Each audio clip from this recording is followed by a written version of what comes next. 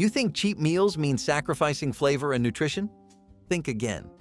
Depression-era families mastered the art of creating hearty, satisfying dinners from the humblest ingredients without spending a fortune. Let's dig into 60 cheap Depression-era dinners that can save you money today.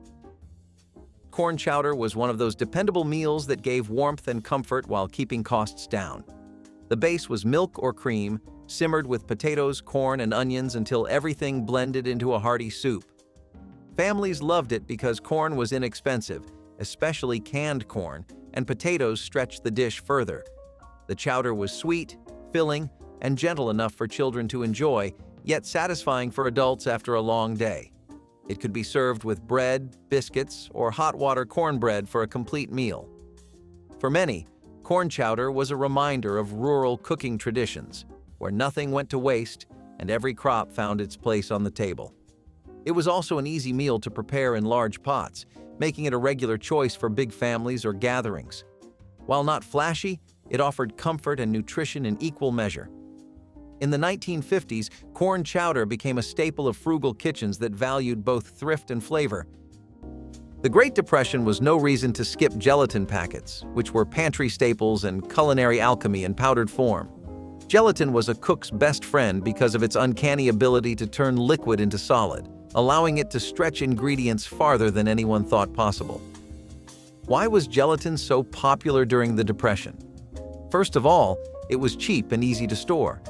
The packets could sit on the shelf indefinitely, waiting for the day when a family had to pull something out of the cupboard, something that looked like a real meal. Gelatin was even used to make mock recipes that looked like expensive foods, so families could enjoy a taste of luxury on a shoestring budget. In the 1930s, gelatin was a sign of ingenuity and resourcefulness, but today it conjures up images of wobbly Jell-O molds at family gatherings. Its culinary heyday may be over, but gelatin is a nostalgic reminder of how far creativity can go when times are hard. We have had a pretty concerning lack of pies on the list so far, right? Let's fix that by going down memory lane where we can find potato and onion pies, a delicacy that took America by storm, especially in the Midwest. Dried potatoes, sliced onions sprinkled with salt, pepper, and garlic, and you had a pretty killer pie. If by some luck the average household back then had some cheese to spare as well, then some serious fine dining would take place. Parmesan cheese was something Grandma incorporated much later when it became readily available again, but the authentic gritty potato and onion pie of the early 30s was an experience in and of itself. Some dishes just exude an air of comfort and homeliness, like being back in your childhood neighborhood at 7 a.m. on a really sunny day. This was definitely one of those. What's for dinner? Oh, just a small something that came in from the backyard. Yes, the tumbleweed casserole was a real dish during the Dust Bowl, which just goes to show you that when the going gets tough, the tough make casseroles out of tumbleweeds. Tumbleweeds, those rolling shrubs of the Wild West screen, are actually technically, or at least partially, edible. Not fancy for the tongue, but we are hungry to the bone. Let's give it a try, edible. The process began with the boiling of the tumbleweed leaves to reduce their coarse feel and also to reduce the bitterness of the leaves. Then they'd get layered with whatever ingredients were available, maybe some scraps of meat, potatoes, or canned goods if you were lucky. The result? A surprisingly substantial, earthy-flavored casserole that was as much about sustenance as it was about taste. Tumbleweed is very fibrous and even has a few vitamins in it, so it wasn't the worst thing to eat when fresh greens were scarce. Moreover, tumbleweeds were free and easy to come by, nature's grocery store if you will. Though you'll never see it on the dinner table. Tumbleweed casserole represents Dust Bowl endurance. Would I eat it? Well, I'd need a serious pep talk and a lot of seasoning. But hey, if the tumbleweed can take the hot winds, then it should not be a problem on my plate. So most oatmeal meatloaf recipes use the oats as a side piece to, like, 2 pounds of lean ground beef, but that was obviously not what people were working with back then. Instead, the loaf was made entirely of layers of oatmeal, with sausages and bacon stuffed into it to give that meaty profile. Some dried onions and garlic meant that there was good enough reason to get the fine plates out, and there was always enough to go around too. Plus, grandmas really ran with the recipe right after the Depression ended and things started going back to normal. They would add things like tomato sauces and never spare the eggs or the flour. Probably why kids would love it so much since they went all out with it. But after going through a patch where this was a luxury, you cannot blame them for wanting to go the extra mile either. What's not to love about a 3-ingredient delicious sauce? White sauce was the comforting meal you look forward to coming home to every night. It was a break from the bland foods of the dirty 30s, and the best part? It required just 3 common ingredients that were already staples in everyone's kitchen: flour, butter, and milk. This sauce is like an easy-breezy addition of the bechamel sauce, which is one of the mother sauces of French cuisine. This sauce is made from a white roux and milk, seasoned with ground nutmeg. Since we didn't have fancy ingredients on hand, the simple ones did the job. This sauce was used to top pasta, vegetables, casseroles, and even lasagnas. If you were lucky enough to have a bit of cheese in your pantry, it could be turned into a cheesy sauce. If you had some herbs, it could be seasoned to add extra flavor. And let's be honest, in tough times, a little creamy sauce can make everything taste just a bit better. 3-bean baked beans were one of the best hits to come out of wartime cooking. They were a great source of protein, easy to grow, and readily available. Plus, a pot of these beans would set you and your entire family up for the rest of the day, and probably the next one too. You really wanted recipes that didn't have a lot of specifics. You know those recipes on food blogs where if you substitute 1 or 2 ingredients, use what you have on hand, and call it a day, it falls apart? Yeah, that was not the vibe here at all. If we're talking about the themes of wartime cooking, 3-bean baked beans show us all of them. An adaptable recipe with ingredients you can find everywhere for cheap with a lot of crowd-pleasing ability. Basic beans like navy, kidney, and lima beans were used. If you were in the South, you'd probably see a lot more of black beans, which were actually given a little more credit. Any gym rats watching should note that they're better for protein. Not only was it really easy to make and prepare, it was also really comforting to hit. That goes double if we're talking about winters. And man, those winters were really harsh. This next one is sautéed liver with tomato sauce. Okay, I get it. No one's that big of a fan of liver. I wouldn't blame you because, to be honest, I can't really get with it either. Actually, the government wouldn't blame you either, because they're the same. Not sure what I mean? Rationing efforts were actually decided by what seems to be a group of picky eaters. Remember how, when we were talking about rolled flank steak, we went over the fact that it was a less popular cut of meat? That was true for like a million other things. Rationing efforts focused most on premium cuts of meat, fresh produce, and popular vegetables. The stuff that wasn't so up to quality was left behind for the people. I guess it kind of makes sense, but also, wouldn't you be happy to get whatever meat you could during a war? That's definitely how the people back at home felt. Thanks to all of this, liver became insanely more popular. A lot of people realized the health benefits of it and how nutritious it was, and began using it in their daily diet. I guess you really can acquire any taste. Would you give liver a fair shot today? Or is that a little past our comfort zone? If you always believed that only the drippings can be used to make gravy, then you are wrong. Blood gravy was a Dust Bowl staple that created a meal from the most unappetizing of ingredients: animal blood. Sound intense? It was. But back then, farmers couldn't afford to waste a single drop, literally.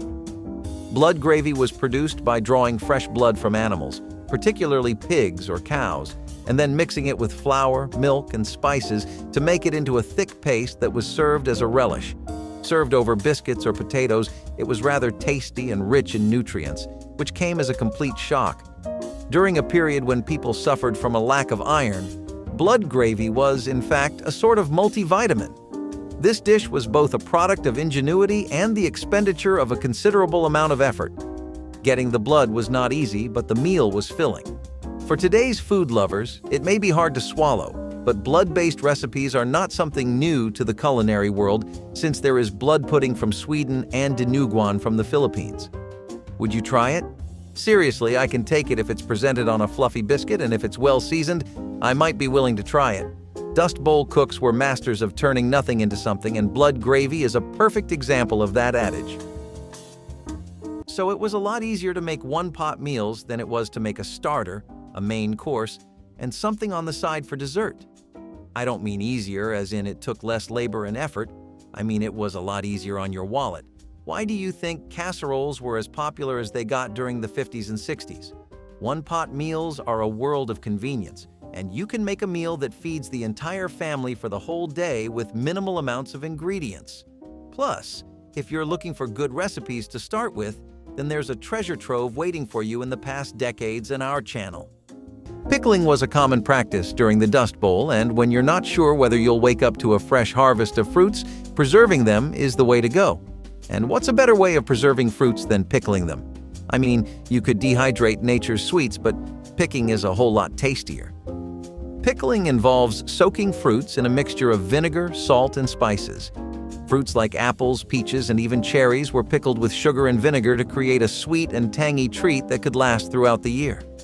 These pickled fruits were often enjoyed as a side dish or used to add a bit of sweetness to other meals.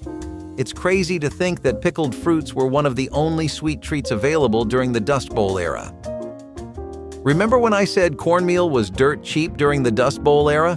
Plus, it was almost everywhere, especially if you lived in Missouri or Kansas. Well, cornmeal mush was something Meemaw made every time we needed a nice, fulfilling meal. Think of it as the instant oatmeal of the Dust Bowl days. You just cooked cornmeal in water until it reached a thick, porridge-like consistency. It was often served with a pat of butter or a sprinkle of sugar. Some folks even added a little molasses for extra flavor. Cornmeal mush was an affordable way to keep hunger at bay and provided a good source of energy. It wasn't a five-star meal, but it was dependable, much like the comfort of a warm blanket on a cold night. Meats and chicken were too expensive, so people had to make do with veggies like corn.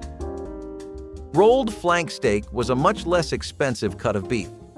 A lot of protein like fish and canned ham were used, but people couldn't really replace the need for beef. Of course, they had to make do. But that meant another thing. Less popular cuts of meat, ones that people normally wouldn't give a second glance to, became a lot more in demand. Naturally, you'd think that would mean they'd raise the prices, right? Not really, because then people would just buy the beef. Flank steak in particular was tougher and a lot more rubbery, but it was also really tender when you would slow cook it. It also helped matters that most home chefs knew their way pretty intimately around slow cooking. Next, you'd do whatever you could to make sure that the beef would last as long as possible. It was usually common to serve rolled flank steak with stuffing to make a pretty neat dish that required minimal beef. The stuffing itself was made from economy loaves, vegetables, and different kinds of herbs. An otherwise small and pretty hard-to-chew piece of meat would become a meal the whole family could look forward to, if you were willing to invest the hours it would take to make something of it. Most people were just happy to eat beef, though, which made the prep work just a bit more bearable. Canned mackerel stew was another clever way to make affordable protein stretch into a satisfying dinner during the 1950s. Families would open a tin of mackerel, often packed in oil, and simmer it with onions, potatoes, and a splash of milk. The result was a creamy stew that offered both nourishment and comfort. It was inexpensive compared to fresh fish or meat, yet still provided plenty of flavor. Many homes leaned on dishes like this when paychecks ran thin or grocery stores had limited supplies. The potatoes bulked up the stew, making it possible to feed several people from just one can of fish. Bread on the side made it even more filling. Children might have wrinkled their noses at first, but once the ingredients blended together, the stew tasted far better than expected. It became a dependable budget meal that families remembered long after. Canned mackerel stew was a symbol of thrift and resourcefulness, turning shelf-stable goods into warm and hearty suppers. Next up is the infamous garbage plate. Before you start raising eyebrows because of the name of this one, just hear me out. So this was basically a mishmash of whatever was on hand. Imagine a plate filled to the brim with macaroni salad, home fries, baked beans, and some kind of protein like sausage or ground beef. And don't forget the toppings: chili, onions, mustard, and your choice of hot sauce or ketchup. Sounds appetizing, right? The garbage plate originated in 1918, the garbage plate, and became the signature dish of Rochester. If you missed out on it, don't fret because it's still served by numerous restaurants under names such as Rochester Plate, Trash Plate, or Simply Plate. This meal was a classic when wallets were tight back in the day and there weren't many gourmet options on hand. Plus, it had all the carbs and fats you needed to keep going through tough times, and the kids loved it. What's not to love about fries and macaroni? This dish is a classic example of don't judge a book by its cover, or in this case, by its name. Let's talk a little about snacking, shall we? So one very popular munch-heavy snack was biscuits that went along with this gravy made out of sausage drippings, and it actually enhanced the flavor more than you would think. Americans already ate a lot of biscuits before the Depression took place, but afterwards, they became a godsend. We are serious. Finding an extra biscuit was an entirely different experience in that era. Popular brands like the 1930s vintage car or the bourbon biscuit, Huntley and Palmer's, all kinds of biscuits that people could get their hands on were in hot demand since you would never know if dinner or breakfast was guaranteed. Best to bide your time with some biscuits in that case. If they come with a killer dip, then that silver lining shines just a bit brighter. Another thing that people always did was prepare their own homemade snacks. People would make granola bars at home or bake their own little potato chips and corn chips, and it was actually such a nice thing to do because you wouldn't have to take out so much money for literally just 2 or 3 bites of a snack. Plus, these days, snacks cost as much as an outside meal from a restaurant does. It's actually a little insane, you know? Do you know what a jar of Nutella costs nowadays? Isn't it so much easier to just bake some cookies at home and call it a day?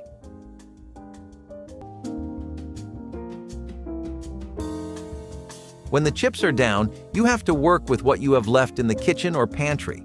During the Dust Bowl, that creativity resulted in a dish like bird egg soufflé, a name that sounds like a fancy dinner party, but the reality was that it was a way to make the most out of very little.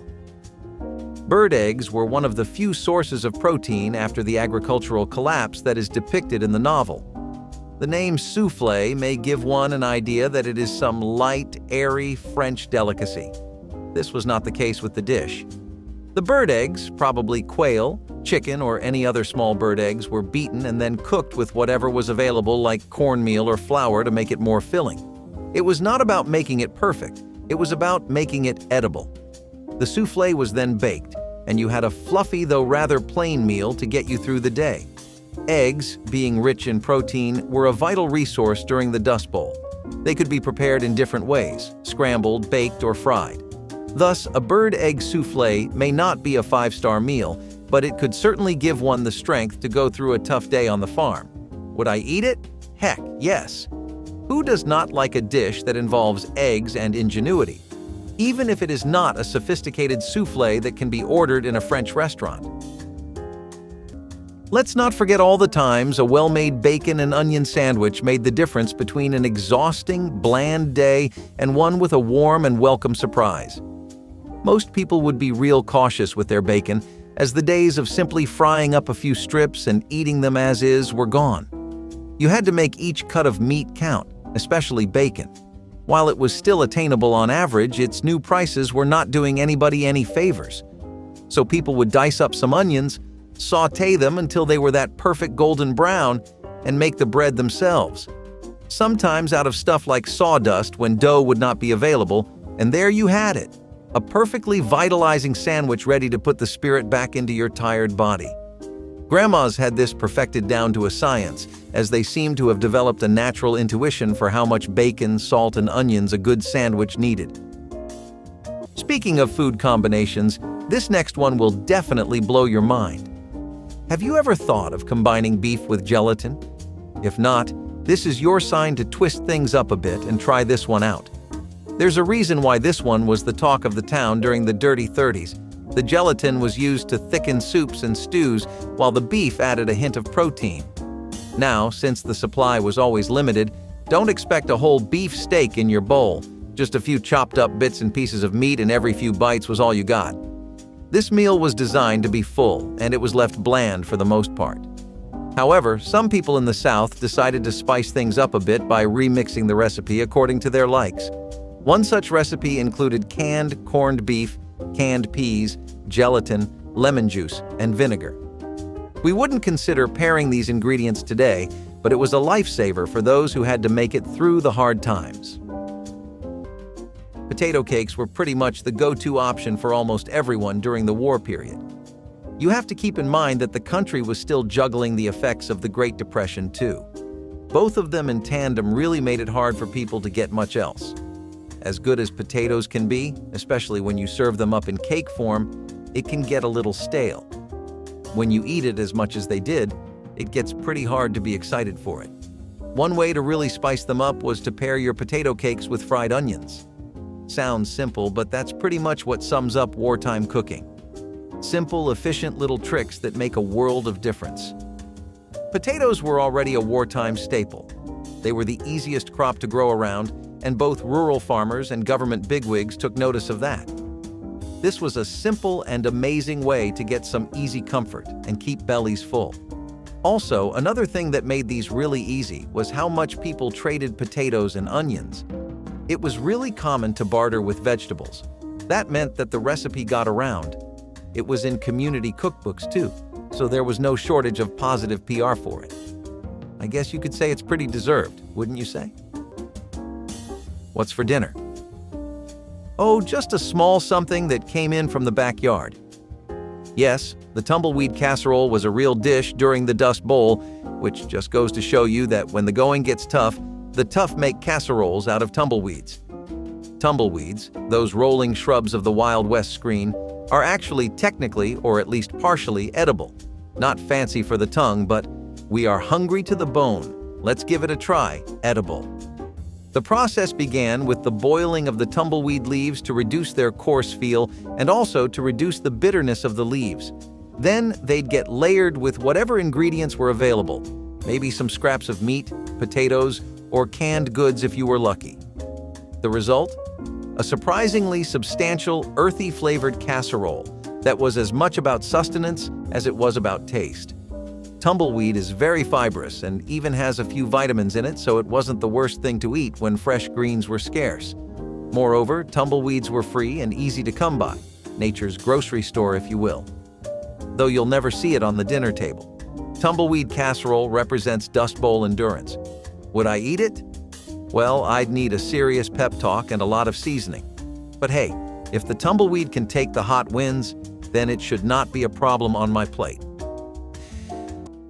People would also try to repurpose any old rags they didn't have any use for. You could make cleaning wipes out of them, which help to cut down on groceries. The thing about a lot of these tricks is that they sound bizarre and like a lot of budgeting with extra steps at first, but try doing it on your own groceries. You'll find that you can't skimp out on the important stuff.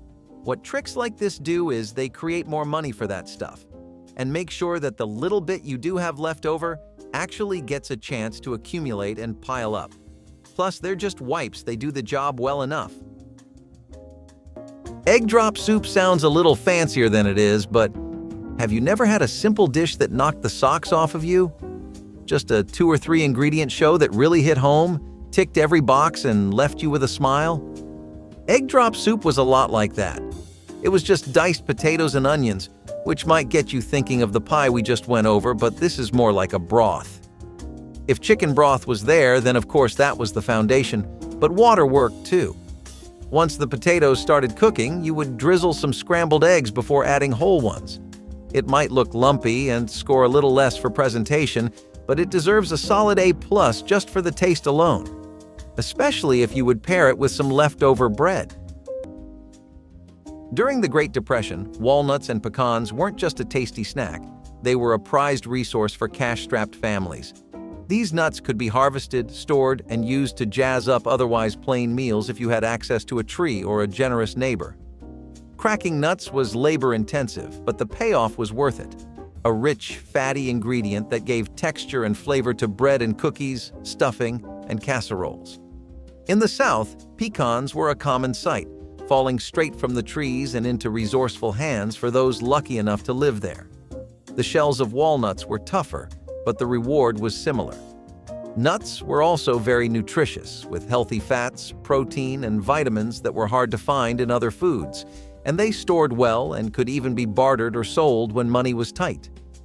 Depression-era families used them to make nut-based candies, nut milk, and even to top their cornbread pudding. Classic Southern pies needed pecans, and walnuts made their way into cakes and confections. Walnuts and pecans were a luxury that came from nature in a time of indulgences that were rare. Back then, they were a little piece of heaven in tough times, and today, they're a treat. Shredded wheat casserole may sound odd today, but in the 1950s, it appeared in church cookbooks and on dinner tables as a budget experiment that worked surprisingly well. The recipe called for crushing shredded wheat biscuits and layering them with ground beef, onions, and tomato sauce. Baked together, the cereal added crunch and bulk, stretching the meat further than usual. It was an unusual pairing, but homemakers appreciated how inexpensive and filling it was.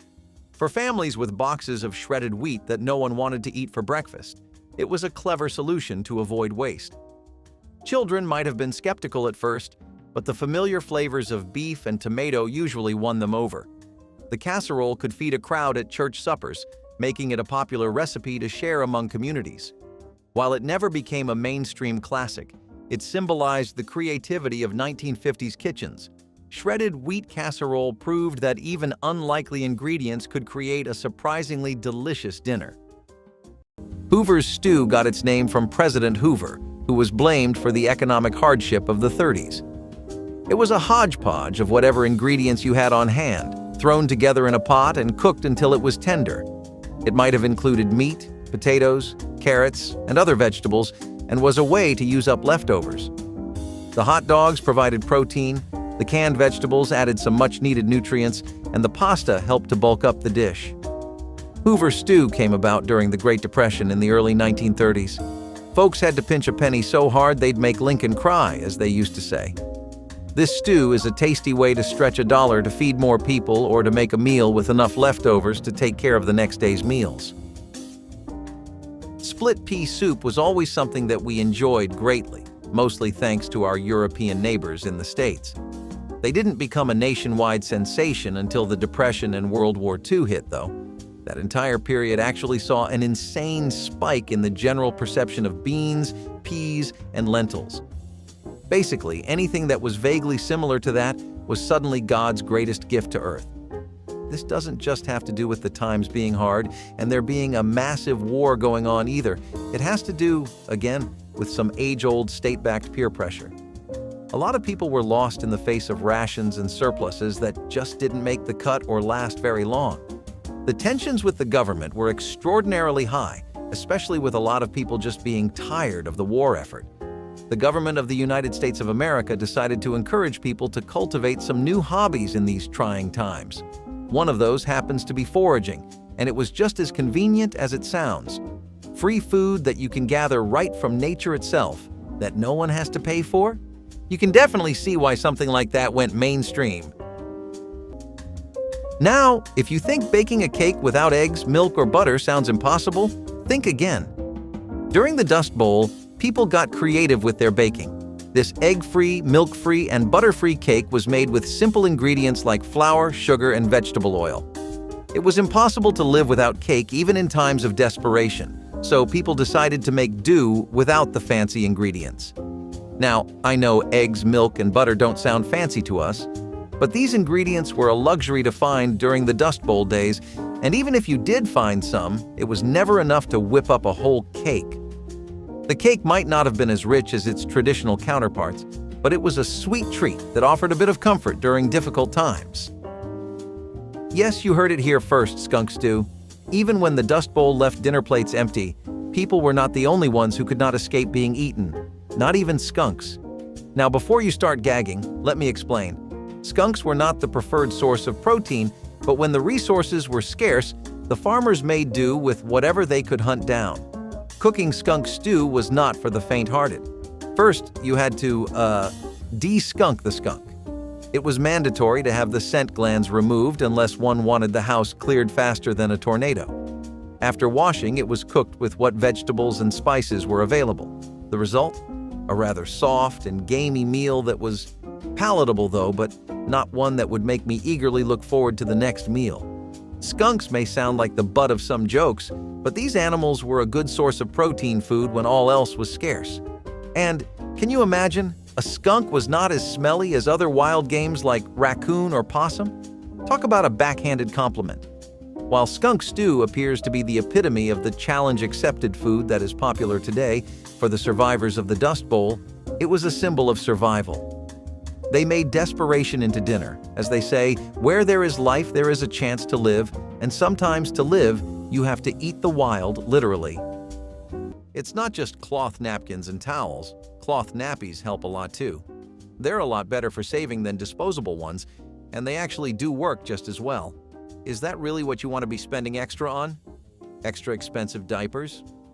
You really don't need to be doing that. Hey, saving is all about cutting the corners that need trimming, and you got to get used to that. This is especially true for families who are just starting out and can't seem to find a comfortable routine or rhythm with their finances just yet. Speaking of molasses, they also went really great with some slow-baked beans.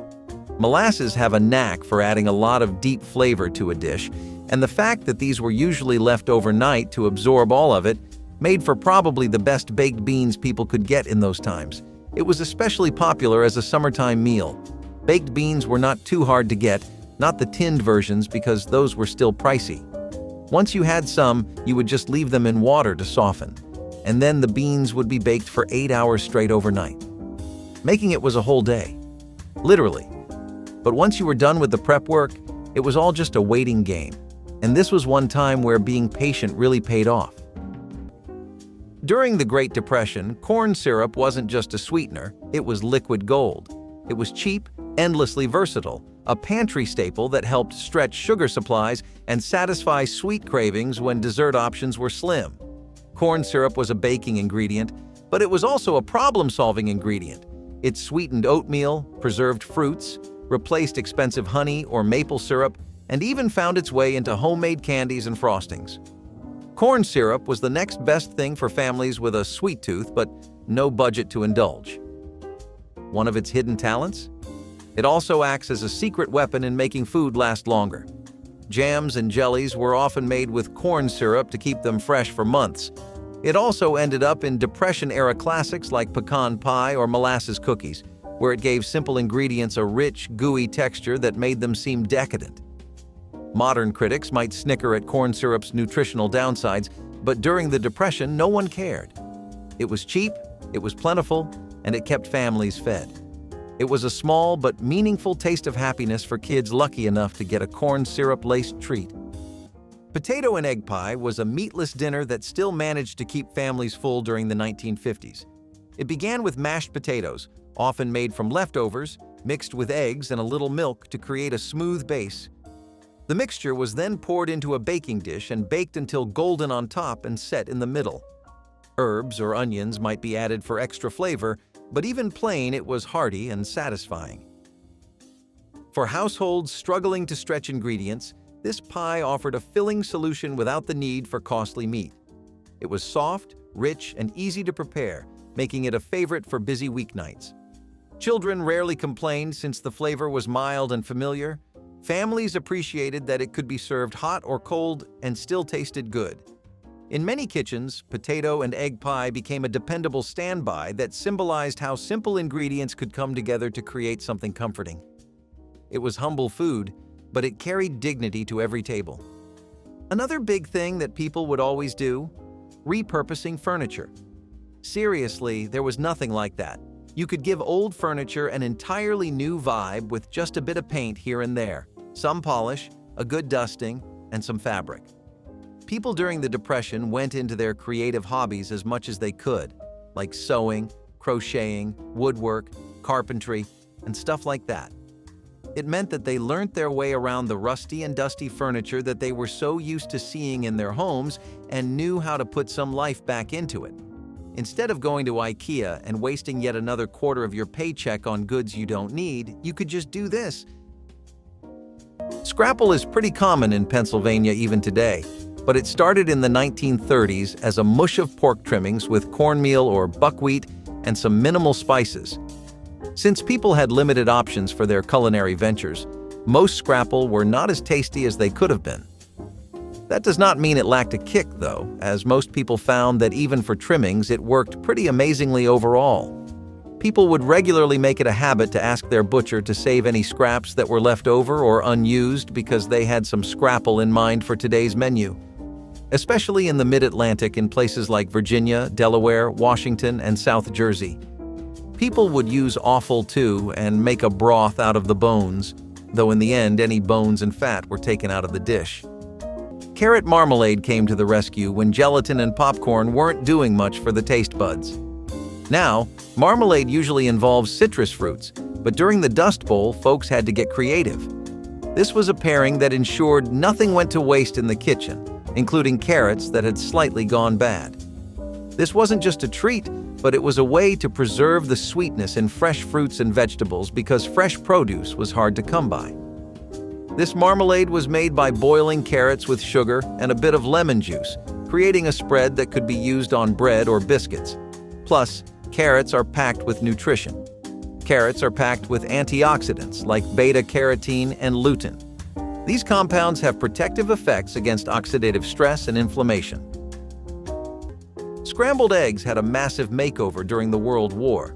It was a lot more common to add chopped parsley and chives to them rather than bacon and hash browns. Rationing efforts meant that a lot of basic ingredients were amiss, not just meat.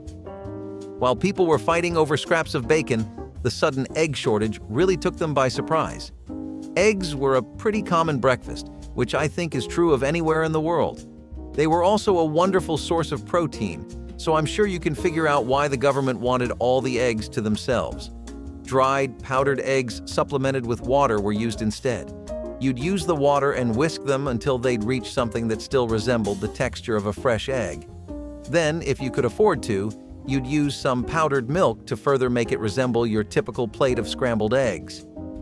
That raised another concern, which was, well, the powdered eggs are running out too fast.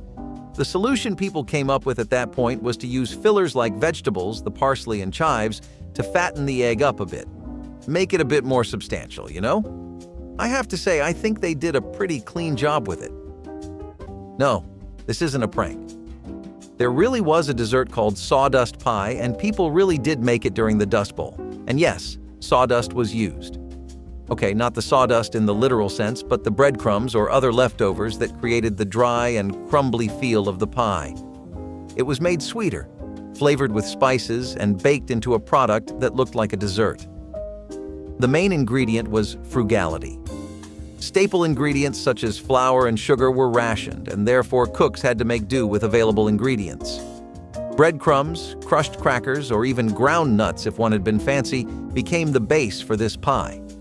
A little molasses or syrup added, and you'd have a dish that might not win the bake-off but can do the job of satisfying a craving in the middle of the night. The name sawdust pie alone would turn anyone's stomach, but it was actually food and, I must admit, rather creative. It was not about opulence. It was about turning the essence of food into a dessert, literally, a crumb. Today, there are still recipes for sawdust pie, but they use coconut and pecans to make it a little bit more fancy. Would I try it? Of course, if someone says it is the new style and not the original straight from the Dust Bowl, because even a pie that goes by the name of sawdust needs a bit of appreciation, doesn't it? Dried peas may be the wallflowers of the legume world, but they were the unsung heroes of many kitchens during the Great Depression. These little green powerhouses were tiny, nutrient-packed, and incredibly cheap, just the kind of food that families could stretch their food budgets as far as possible. In particular, split peas shone brightly as the star ingredient in hearty soups and stews. A handful of vegetables, maybe a scrap of salt pork, simmered with a pot of water made a meal that could warm bellies and spirits. The peas themselves were a solid dose of protein for those who couldn't afford meat and helped families stay nourished when times were tough. A near-infinite shelf life also came from dried peas. They could be stored in jars or cloth sacks and could last for years, making them a reliable choice for households that wanted to prepare for lean months. Peas were often grown by rural families, which dried and preserved them for the winter, or city dwellers went to market stalls to get their supply. Dried peas have been overshadowed by the flashier ingredient, but their legacy remains. They remind us that sometimes the simplest foods are the most dependable, feeding families through economic storms with a few handfuls of green perseverance.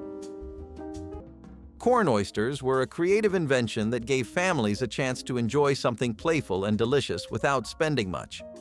The name came from their resemblance to fried oysters, though they contained no seafood at all. Instead, they were made by mixing corn kernels with a simple batter, then frying spoonfuls until crisp and golden. The result was a patty that was sweet, savory, and crunchy at once. Children loved the fun of eating them, while parents appreciated the low cost.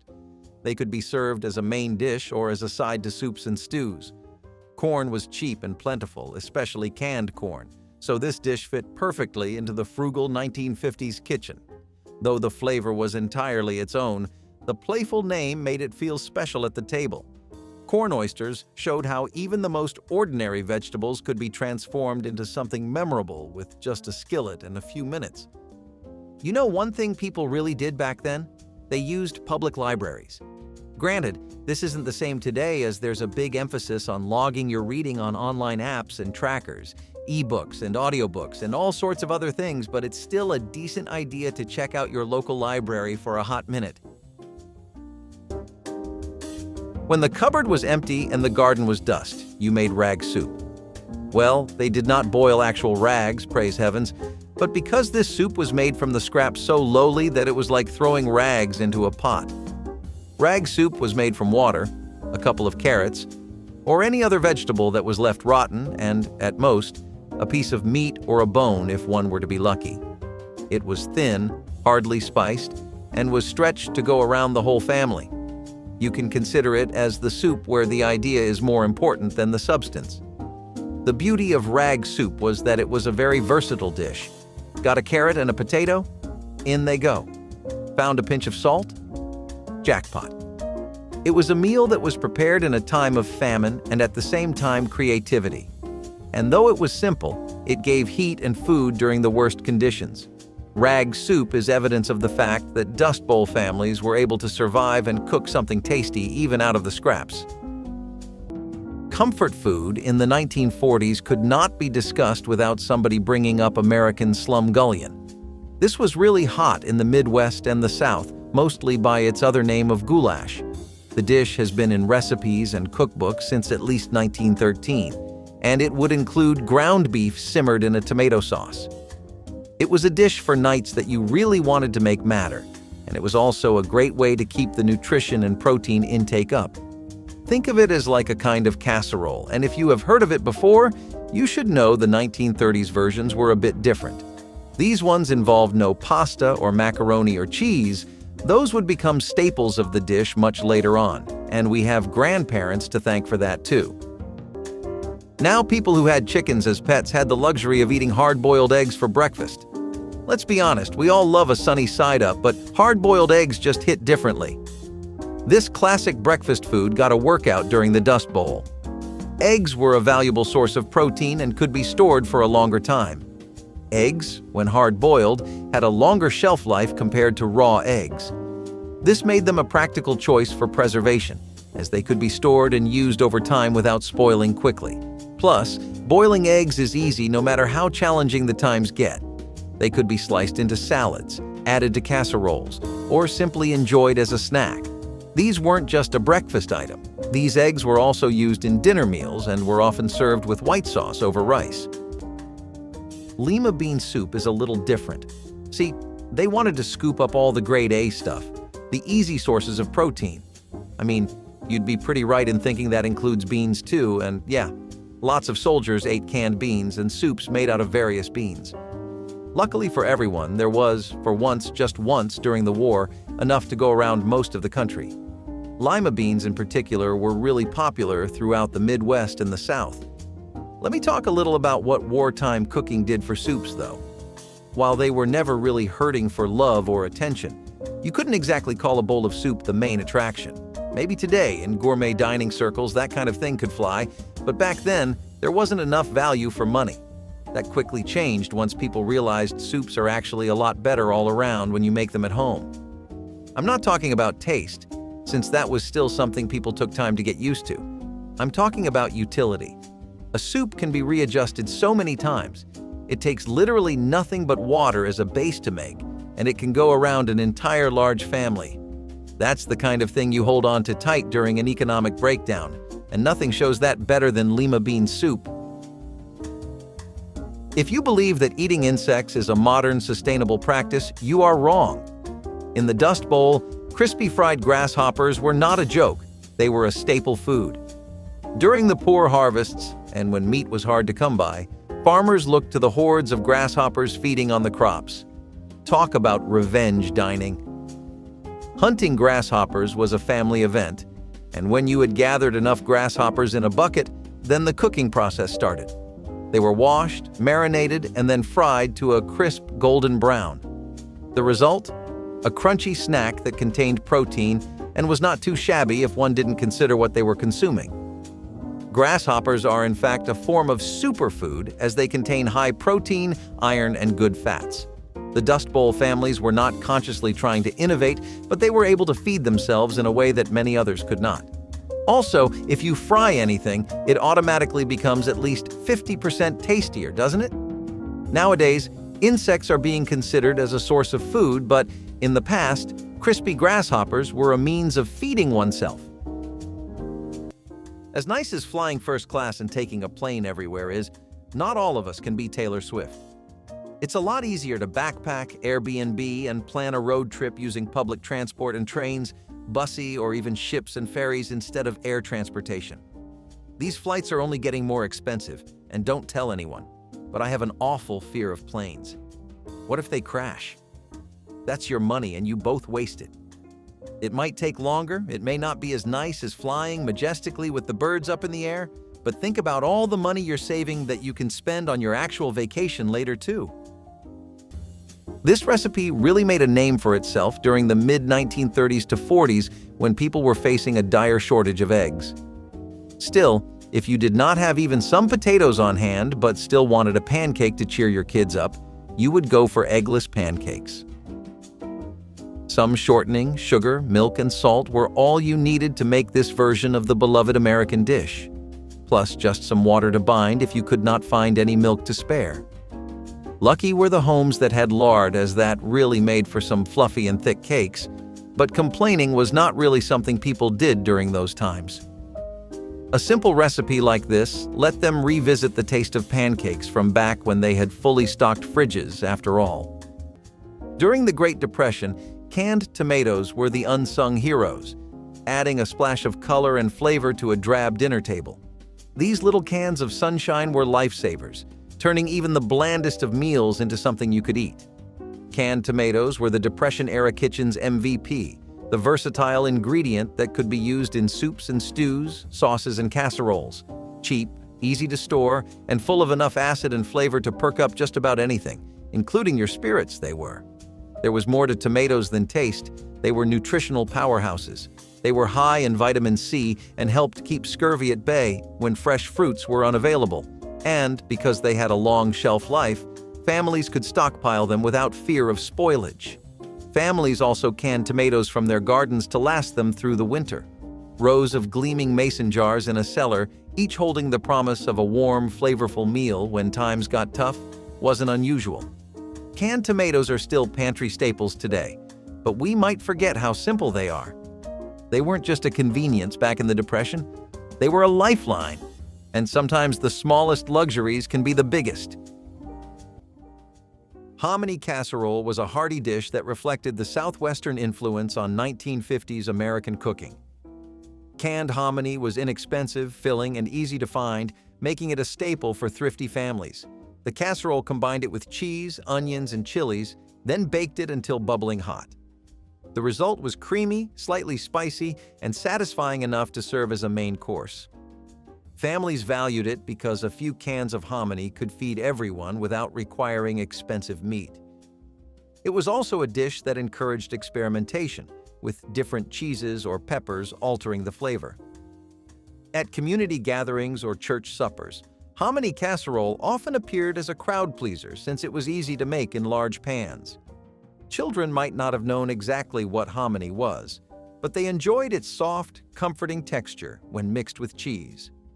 For households balancing taste and thrift, this casserole was a perfect example of stretching simple ingredients into something hearty and memorable. It truly represented 1950s kitchen creativity. Smoked picnic ham with brown sugar was another really inexpensive way to stretch ingredients without breaking the bank. You might not know, but refined sugar actually pretty much became a myth in homes back then. In more bougie neighborhoods, sure, you'd pop open a cabinet and see some sitting pretty, but for everyone else, that just wasn't the case. Refined sugar was a rarity and also an expensive ingredient to buy. Brown sugar, on the other hand, was the perfect fix. Cheap, available easily, and barely distinguishable, it was the backbone of a lot of wartime cooking. Also, the smoked picnic ham isn't really authentic either, at least not in the way you're thinking. Ham usually is made from the hind leg, but picnic ham is cured, and it's cut out of the shoulder. It's got mostly the same texture, but it's a bit on the cheaper side because it's tougher and has a higher fat percentage, which wasn't really a bad thing. I mean, the people were definitely lacking some of that in their diet. Smoked picnic hams with brown sugar were most regularly made around things like Thanksgiving and Christmas. It was a nifty little way to make everyone feel like they were celebrating. Real quick, if you're loving this content as much as we loved making it, hit subscribe to stay connected and help us reach even more amazing folks like you. Imagine a world without fancy desserts or indulgent snacks. Well, that pretty much sums up the Dust Bowl era for you. Enter milk toast, which was one of the only sweet treats offered in the 30s. Milk toast was a breakfast dish consisting of toasted bread and warm milk, typically with sugar and butter. Some fancier variations included salt, pepper, paprika, cinnamon, cocoa, and raisins. Milk toast was a popular food throughout the late 19th and early 20th centuries, especially for young children. Now, this was the first choice for those feeling under the weather back in the day. Yeah, it was the classic sick people food of the Dust Bowl era. Often served with a pat of butter or a sprinkle of sugar, milk toast was a gentle food that was easy on the stomach. Bread pudding has been a subject of much discussion in the history books of our developments with food. It would be a bit of an undersell to call it polarizing, since some people claim it is the ultimate comfort food, and there simply is not anything like it. Others think it is an affront to the concept of bread and pudding simultaneously and fails to really capture the benefits of either.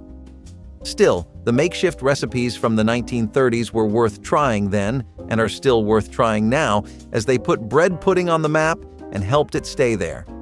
It was a great way to repurpose leftover stale bread, and despite its record as the poor man's pudding, it was a common recipe in church cookbooks even before the recession hit. All you had to do was get some boiling water, sugar, spices, and bread.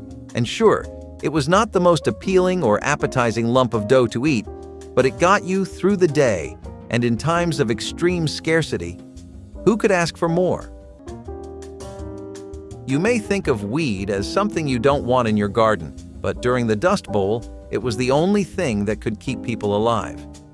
Weed and root stew was another dish that families who were surviving on the edge of starvation could afford, which meant even the most unappetizing plants could save lives. This stew was full of wild greens, dandelions, lamb's quarters, purslane, things you dig up in the garden with your fingers. The stew was not gourmet, but it was filling. The weeds and roots were boiled in water with whatever scrap of meat or bone one could come across. A piece of chicken that had been used the previous day or some beef if one were lucky. The trick was to make it filling, and wild greens can do that. The taste was not gourmet, but hearty. It would not be a restaurant of the stars, but a restaurant of the gut. The roots were sometimes starchy, which was good enough for making a soup. Although calling it weed might not exactly make your mouth water today, wild plants were a great source of vitamins and minerals. Much more than that yellowing lettuce in the back of the fridge. Would I eat it? Frankly, if I were in the Dust Bowl, I'd take that weed stew and turn it into my gourmet dish. It is evidence that when it comes to seasoning, desperation is the best thing. People back in the Depression had one thing over us by miles. They had a stronger communal spirit. Sharing equipment wasn't strange at all for them, and in fact, was literally a vital part of their daily routine and life. Sharing expensive equipment such as lawnmowers, vacuums, straighteners, dryers, all of that was really common. It meant that people could save on their electricity bill and also build up some goodwill. You borrow something from your neighbor, then the next time they need something, you lend it to them. The end result? Both of you get your money up. Despite the prices of white sugar dropping as a whole after the First World War, leading molasses to decline in popularity, they made a strong comeback as the engine fueled a great batch of molasses cookies. People also started abandoning white sugar during the Second World War, and it caused them to look for alternatives for their yearly Christmas baking sessions, and the government was already pushing on molasses for widespread public use pretty hard. Eventually, people saw the value, and the ones that did not have to because it was so much cheaper to get molasses than any other ingredient. That, along with some sorghum syrup, meant that people could still enjoy a fresh batch of hot cookies and warm milk to welcome the winter. It might not seem like much, but maintaining tiny traditions like that meant a lot to people and kept their spirits going as the days got harder and costlier. Dried navy beans are the perfect meal when you're on a budget and want something filling and endlessly adaptable. These humble legumes were a lifesaver during the Great Depression, when meat was out of reach, providing protein and sustenance. Their small size and mild flavor made them a good base for soups and stews, baked beans, and bean patties. Navy beans were ridiculously economical as well. That single bag could feed a family for days, especially if you add rice, cornbread, or whatever odds and ends were in the pantry. They lasted practically forever on the shelf, and that made them an excellent stockpile item for lean times. The best part? These little powerhouses were nutritional dynamos, packed with fiber, protein, and iron, just what you needed to keep energy up when work was hard and food was scarce. Navy beans were transformed into savory dishes seasoned with salt pork and sweetened bean pies that were surprisingly tasty. They weren't exactly exciting, but they were reliable, and that's what mattered. Navy beans are still a staple in many kitchens today, but back then they were a symbol of survival. Depression-era families depended on them, simple, sturdy, and essential, one bowl at a time. Apple dumplings were one of the cleverest desserts of the 1950s, transforming ordinary apples into something that felt rich and indulgent. Families would peel and core apples, wrap them in dough, and bake them until golden and bubbling. The fruit softened inside while the crust turned crisp, creating a contrast that delighted children and adults alike. Sugar, cinnamon, or syrup might be added for extra sweetness, though even without much embellishment, the dish was comforting. It was an efficient way to stretch a few apples into a full dessert that could feed several people. Many households served apple dumplings at Sunday dinners or family gatherings, where they stood as proof that thrift could still feel celebratory. They were especially popular in rural communities where apples grew plentifully and cheaply. For a generation learning to make do without waste, apple dumplings represented both tradition and practicality. They were inexpensive to prepare yet filled with warmth, making them a beloved part of many kitchens. Also, people would use leftover coffee grounds to naturally cleanse their home of any kind of odor. See, the thing you probably don't know about coffee grounds is that they actually work extremely well as a natural deodorizer.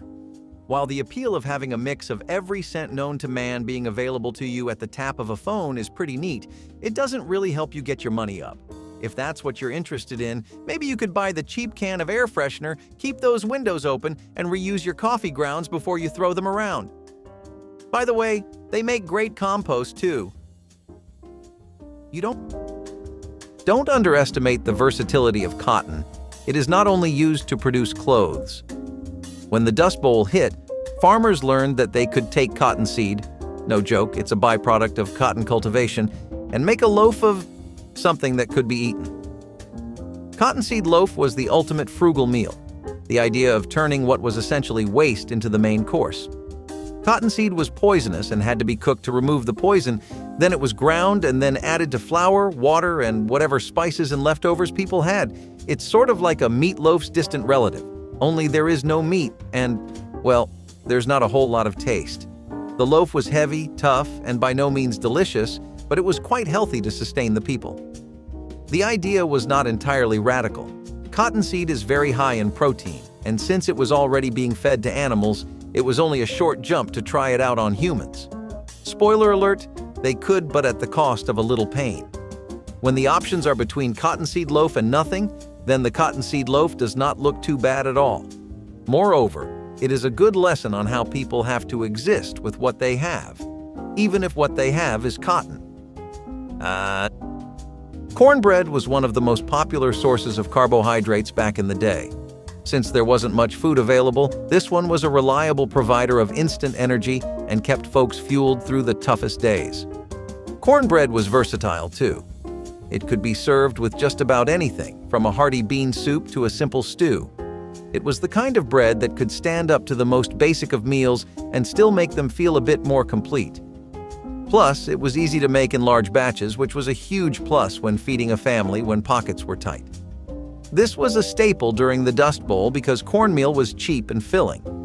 You could whip up a simple cornbread loaf, fry up corn fritters, or even make mush. A pretty imaginative way of getting some familiar old flavors back into the weekly diet was mock food, specifically mock fish fillets. We're going to take a look this time at both this recipe and how exactly things like it became common. See, there's one thing about people from back then. While they definitely had it horrible, their circumstances really expanded their horizons in the kitchen.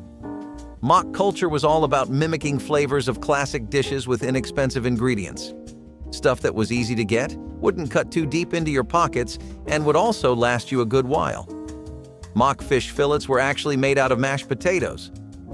I really wasn't kidding when I said people really grew a newfound appreciation for potatoes. Recipes in cookbooks back then were using them in ways that the curly fries and hash brown-addled brains of you and I could only dream of.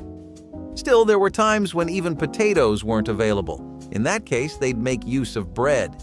Now, you might naturally be wondering how bread even comes close to imitating the flavor of a fish fillet. Well, apparently, soaking it in some milk and mixing it with powdered eggs and flour actually forms a mixture that gets the texture down. Next, your spices. Onion, parsley, pepper, and some pretty basic stuff, which was still easy enough to get. Though even those were stretched thin, spice cabinets would often run empty. Do you think this actually does the job?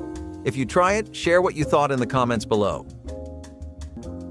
If you are considering giving up Starbucks as a hardship, just try making your coffee out of these plants. Dandelion coffee came into existence during the Dust Bowl when people could not afford coffee beans and other products. That's right, those yellow flowers that appear on your lawn in spring and are so annoying once provided the means to satisfy caffeine cravings at the survival level. For it, people would uproot dandelions, bake the roots until they were black and toasty, and then pulverize them into a brew. There was no sugar or cream, just the natural taste of roasted roots. It was not as strong as real coffee, but it provided people with something warm to drink in the mornings when they were unsure about the future. Moreover, dandelions were free and easily available, no need to go to Starbucks. To the chagrin of dandelion coffee, it is now considered a health drink. Rich in antioxidants, it is believed to have liver benefits and can be found at health food stores for a hefty price. It was not about the latest fad diet or the newest way to live a healthier lifestyle. It was about not going insane without your cup of coffee in the morning. I can't help but wonder how the farmers of Dust Bowl must have been feeling sipping on this dandelion brew and hoping for a better tomorrow and a decent cup of coffee. Now it is a retro chic beverage, while back then, dandelion coffee was a means of getting back to the normal, even if the normal tasted like the grass one mows. Now, bacon grease might seem like a strange thing to highlight, but hear me out. In a time when oil was scarce, bacon grease was like liquid gold. It was used for everything from frying potatoes to greasing pans. And let's be honest, it adds a flavor boost to just about anything. Can you imagine making biscuits with bacon grease? Oh, it was good. Bacon was one of the few adorable meats during this time, and it left behind grease, which was way too good to just toss out.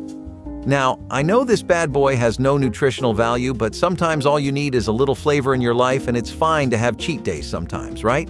So, while it might not be the healthiest option, it certainly helped to make those Dust Bowl meals a little more enjoyable. Mildred Armstrong Kalish lived in Iowa during the Great Depression. She recalls cooking with bacon grease, which she called her family's Tuscan olive oil.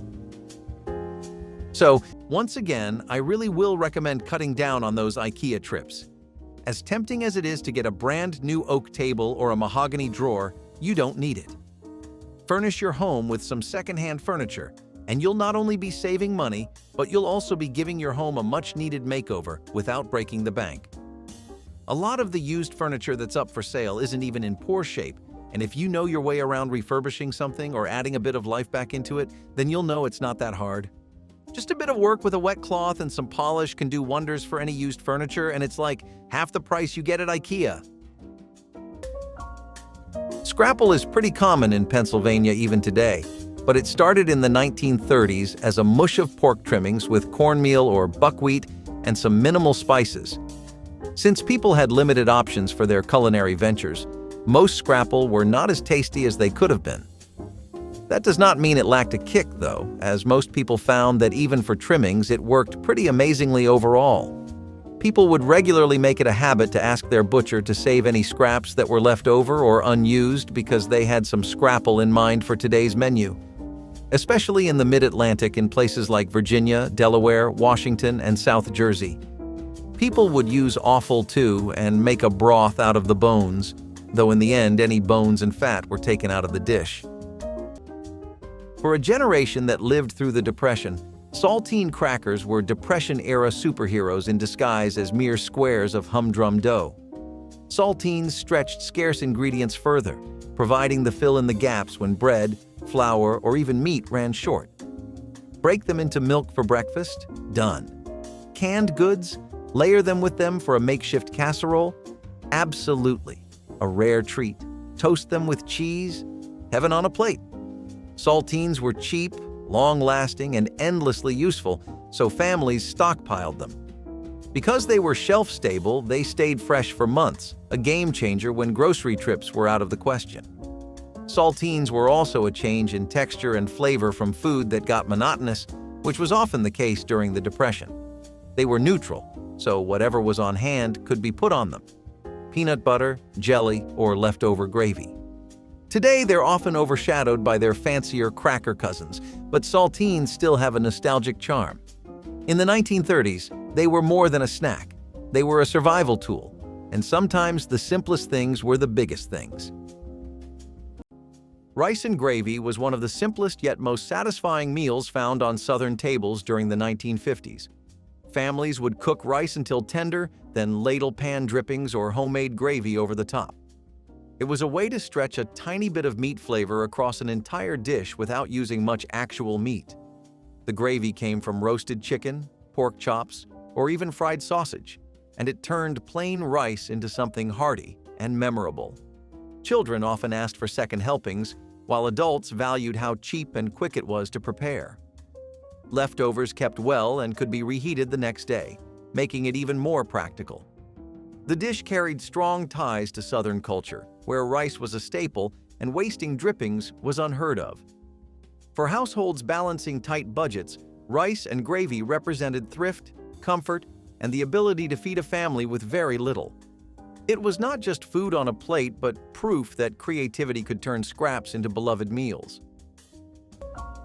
You'll see a lot of main ingredients being replaced with affordable and convenient substitutes here. It was just how you did things back then. People weren't exactly living the picture of fine dining back then. Scalloped potatoes and chopped picnic casseroles were recipes that really stuck true to that entire concept. So scalloped potatoes have been a favorite all over the States, and that only became more true during the war, but what about those casseroles? Well, normally this is just what you would call a leftover casserole.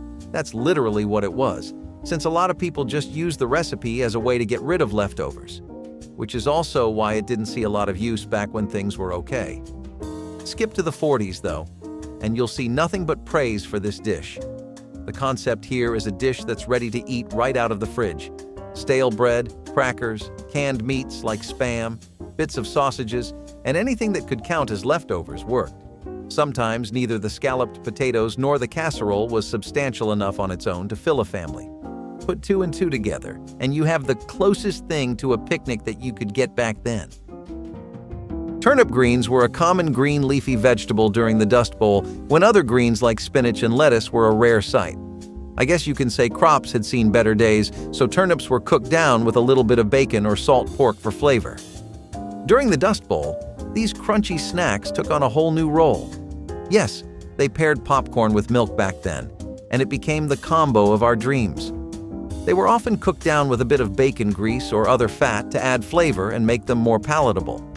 Whether served as a side dish, added to soups, or mixed into stews, turnip greens help to round out meals and provide essential nutrients. Turnip greens might not be everyone's favorite, but they were a necessary part of the Dust Bowl diet. Stone soup is almost exactly what it sounds like, and it does involve a solid rock being in your soup. But hear us out, it is only temporary. Now, the origin of this term dates back to a European folktale about how two people would come into a town, convince everyone to share a bit of food, and then make a meal for the entire town. Sharing is caring, right? Anyway, the actual technique concerning food is to heat a rock in a fire and then place it in a bowl of soup so that it can cook it. People would add meat trimmings and scraps, plus carrots and cabbage to the soup to give it more nutritional value as well as flavor, and it did more or less work. What the real magic was that it browned the soup, which is something that you could not get in most standard soups people prepared. It also added a much richer flavor overall that was to die for, and people started to adopt the technique as it made soup on a budget much better than normal. Wasn't this a wonderful nostalgic journey through our grandmother's favorite recipes? Give us a like, subscribe, and let's keep those memories alive. If you believe that eating insects is a modern, sustainable practice, you are wrong. In the Dust Bowl, crispy fried grasshoppers were not a joke. They were a staple food. During the poor harvests, and when meat was hard to come by, farmers looked to the hordes of grasshoppers feeding on the crops. Talk about revenge dining. Hunting grasshoppers was a family event, and when you had gathered enough grasshoppers in a bucket, then the cooking process started. They were washed, marinated, and then fried to a crisp golden brown. The result? A crunchy snack that contained protein and was not too shabby if one didn't consider what they were consuming. Grasshoppers are in fact a form of superfood as they contain high protein, iron, and good fats. The Dust Bowl families were not consciously trying to innovate, but they were able to feed themselves in a way that many others could not. Also, if you fry anything, it automatically becomes at least 50% tastier, doesn't it? Nowadays, insects are being considered as a source of food, but in the past, crispy grasshoppers were a means of feeding oneself. Let's just forget about steak dinners. Canned fish was really the MVP during the Great Depression. Cheap and convenient protein for families on razor-thin budgets came in the form of sardines, salmon, and even mackerel, which found their way onto dinner tables across America.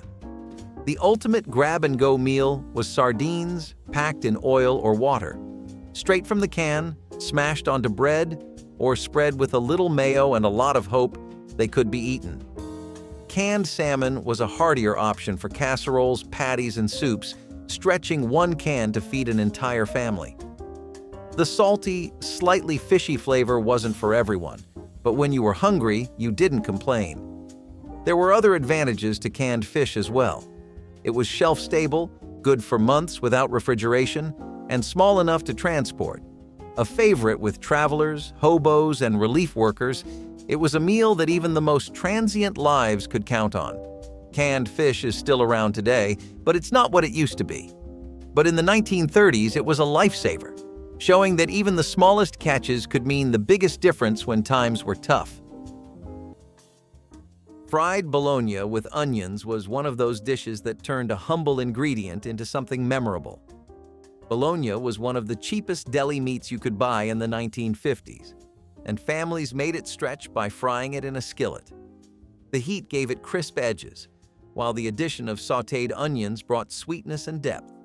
Served on bread or with potatoes, it became a surprisingly comforting supper. Children often enjoyed the sizzle of the frying slices, while adults appreciated its low cost and convenience. Some families even treated it as a substitute for steak on nights when money was tight. It had a smoky flavor once cooked that was far richer than expected from such an inexpensive product. Fried bologna with onions reflected the ingenuity of post-war households that valued practicality above all. It was proof that even scraps could be turned into something hearty and delicious with just a hot pan and a little imagination. Beef barley soup is but a humble dish that comes right from tales of peasant wives making hearty breakfasts for their families. Sorry for sounding like a Lord of the Rings extra for a second. Really though, beef barley soup is as vintage as a recipe can get.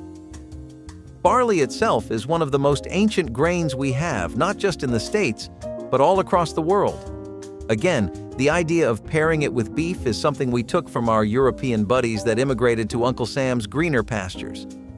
When they weren't looking so green, and trust me, the 1930s and 40s were a long time, it was in everyone's mutual interest to play it smart.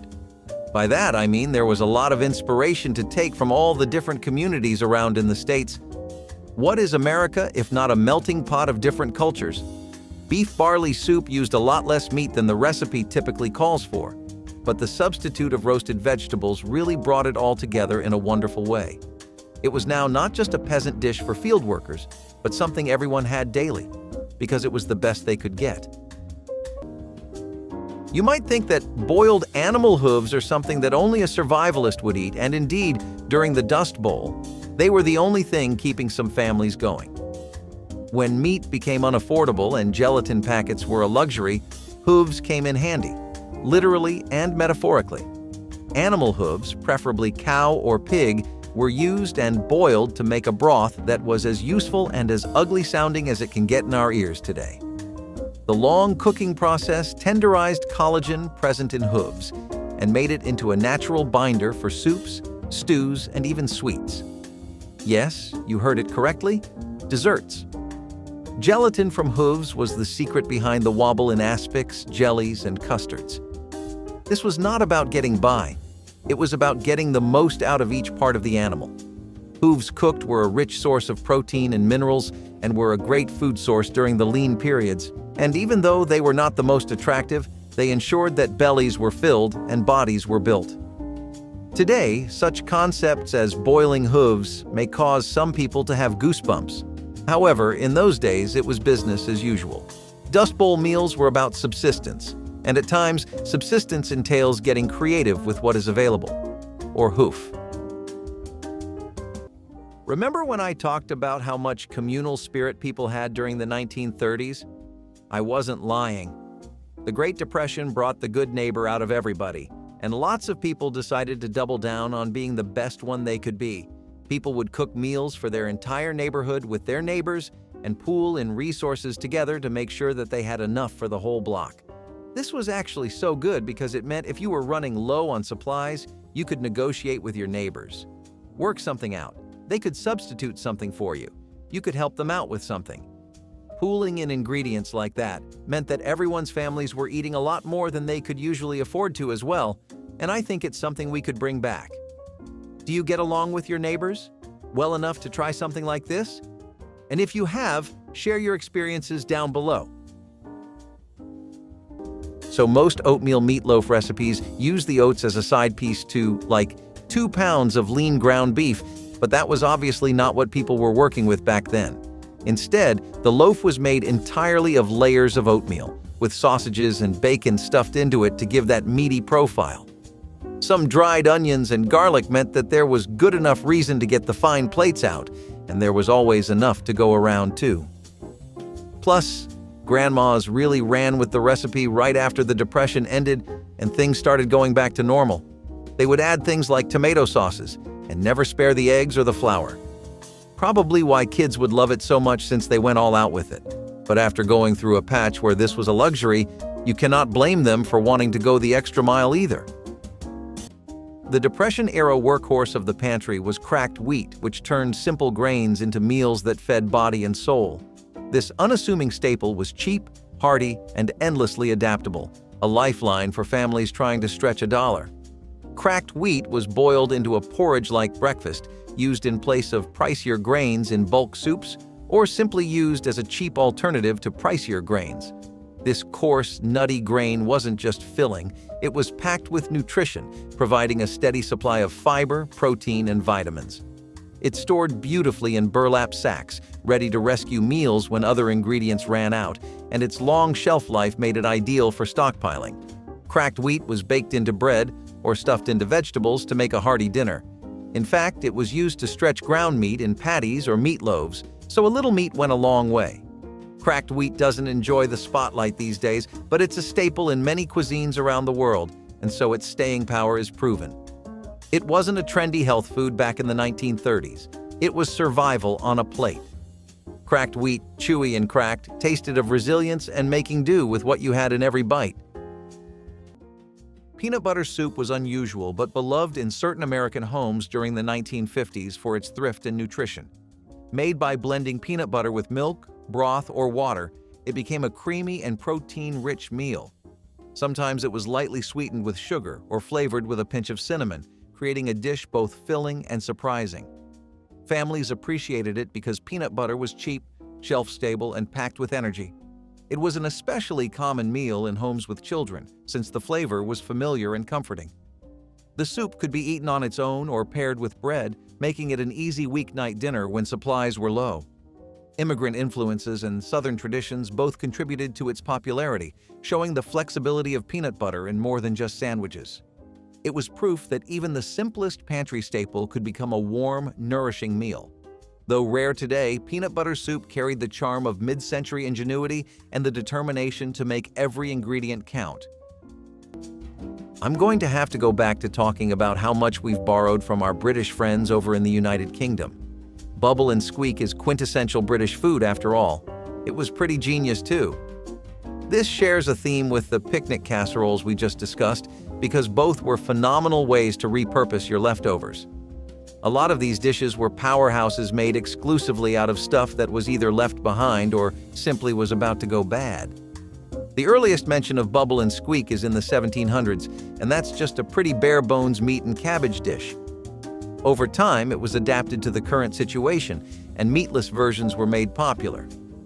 These ones just prioritized using potatoes and vegetables, basically anything high in fiber. The reason you'd want that is because it'd keep you full for longer, which was always a godsend during the war. The potatoes would work as a binding agent. The leftover vegetables were chopped and mixed in for nutrition, and if you got super lucky, some corned beef or bacon would work really well for flavor. As far as the culture goes, bubble and squeak really emphasize the mentality of wasting absolutely nothing. Despite how humble the recipe is, it's definitely something that brought comfort to a lot of families. War or no war, who can say some mashed potatoes and greens haven't cheered them up at some point? Potatoes had more use than just what was under all the layers. Once peeled, people would often fry the potato skins as a midday snack. Nothing would ever go to waste in homes back then, as you must have gathered by now. If they can make stuff out of sausage drippings and drain the fat from bacon to reuse, frying up some potato skins does not seem that out of the box at all. These fried skins were the perfect sidekick to potato pancakes, and the fact that the skins had a lot of health benefits made it all the more appealing. Things like this really helped to keep appetites in check, and that meant that the financial situation of the home would be calmer too. Barley is not glamorous, but it was a culinary workhorse during the Great Depression. This ancient grain was a go-to ingredient for families who wanted to fill empty stomachs without emptying their wallets. Its biggest strength was its versatility. It gave soups and stews heartiness, porridge a stick-to-your-ribs breakfast, and even found its way into bread and dumplings. Depression-era dishes got a comforting depth from their chewy texture and nutty flavor, proving that simple ingredients could still be satisfying. Barley was a resilient crop, growing well on poor soil and surviving harsh weather, which farmers liked because it meant they could count on it to grow even in uncertain times. It is stored beautifully once harvested, good for months in cool, dry places. Barley thus became a staple of the pantry for rural families and urban households alike. Barley wasn't just about food, it was about community. In hard times, neighbors gathered to share recipes and tips for stretching their barley supply, creating a sense of community. Barley is today a niche ingredient, celebrated for its health benefits and rustic charm. During the Depression, it was a survival tool, showing that even the most humble grains could keep a family together through the worst of days. Vegetable fritters were another smart way families in the 1950s made use of whatever they had left in the pantry or garden. Corn, zucchini, or carrots could be grated and mixed with flour, egg, and a little milk before being fried into patties. These fritters were crisp on the outside, tender inside, and packed with flavor despite their simplicity. Homemakers loved them because they turned small amounts of vegetables into something filling enough for dinner. They could be eaten on their own or paired with soups and stews to round out a meal. Because many homes had gardens or access to inexpensive produce, fritters became a regular solution for feeding families on tight budgets. Children often enjoyed them, especially when served hot from the skillet with a sprinkle of salt. They offered a sense of variety and comfort, breaking up the monotony of repeated meals. Vegetable fritters were thrifty, adaptable, and above all, delicious. An example of making do with little while still enjoying something satisfying. Cherry tomato salads are pretty much just a really refreshing way to utilize your tomatoes. Thanks to Victory Gardens, which was a concept that spread like wildfire, all sorts of people were getting first-hand farming experience. When you get into that sort of thing, you soon realize the prestige of a tomato. It's one of the heaviest hitters when it comes to fruits. If you think I'm overrating it, well, I won't bore you with all the benefits of a tomato, but I will let you in on how easy they are to grow.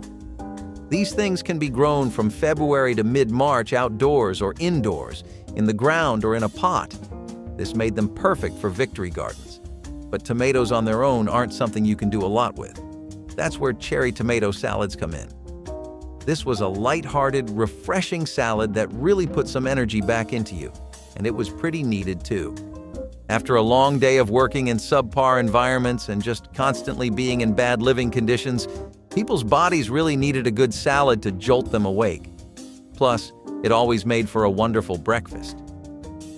In Texas as well as New York, rice with raisins started becoming a really popular dish among the middle class and a breakfast that many children grew up on. Especially in Indian American communities, which were sparse at the time, but they were still there every other block or two. It was already customary to eat rice with milk and raisins there, so they brought it to America, and others took note. They were not the only ones to introduce it, though, since Chinese Americans also had their own take on the recipe that led to a more custard-like variant. When people could not afford to even eat rice pudding, they would make their rice and eat it with different kinds of nuts and raisins. The idea spread like wildfire in states like Alabama and Arkansas and the Midwest overall. In Michigan, it was a pretty common choice to use brown sugar and cinnamon whenever available. Now, beans were a staple, and pairing them with ham was a Southern favorite. It was a hearty meal that would stick to your ribs. And let's be honest, who doesn't love a good bowl of beans and ham hocks? A variation of this was known as the United States Senate bean soup, or simply Senate bean soup, which was a soup made with navy beans, ham hocks, and onion. It was served in the dining room of the United States Senate every day, in a tradition that dates back to the early 20th century. The original version included celery, garlic, and parsley. One of the two versions used today includes mashed potatoes. The ham hocks added flavor to the beans, and the whole thing was slow cooked until the meat fell off the bone. It might not have been gourmet, but it was definitely satisfying. Let's not forget all the times a well-made bacon and onion sandwich made the difference between an exhausting, bland day and one with a warm and welcome surprise. Most people would be real cautious with their bacon, as the days of simply frying up a few strips and eating them as is were gone. You had to make each cut of meat count, especially bacon. While it was still attainable on average, its new prices were not doing anybody any favors. So people would dice up some onions, sauté them until they were that perfect golden brown, and make the bread themselves.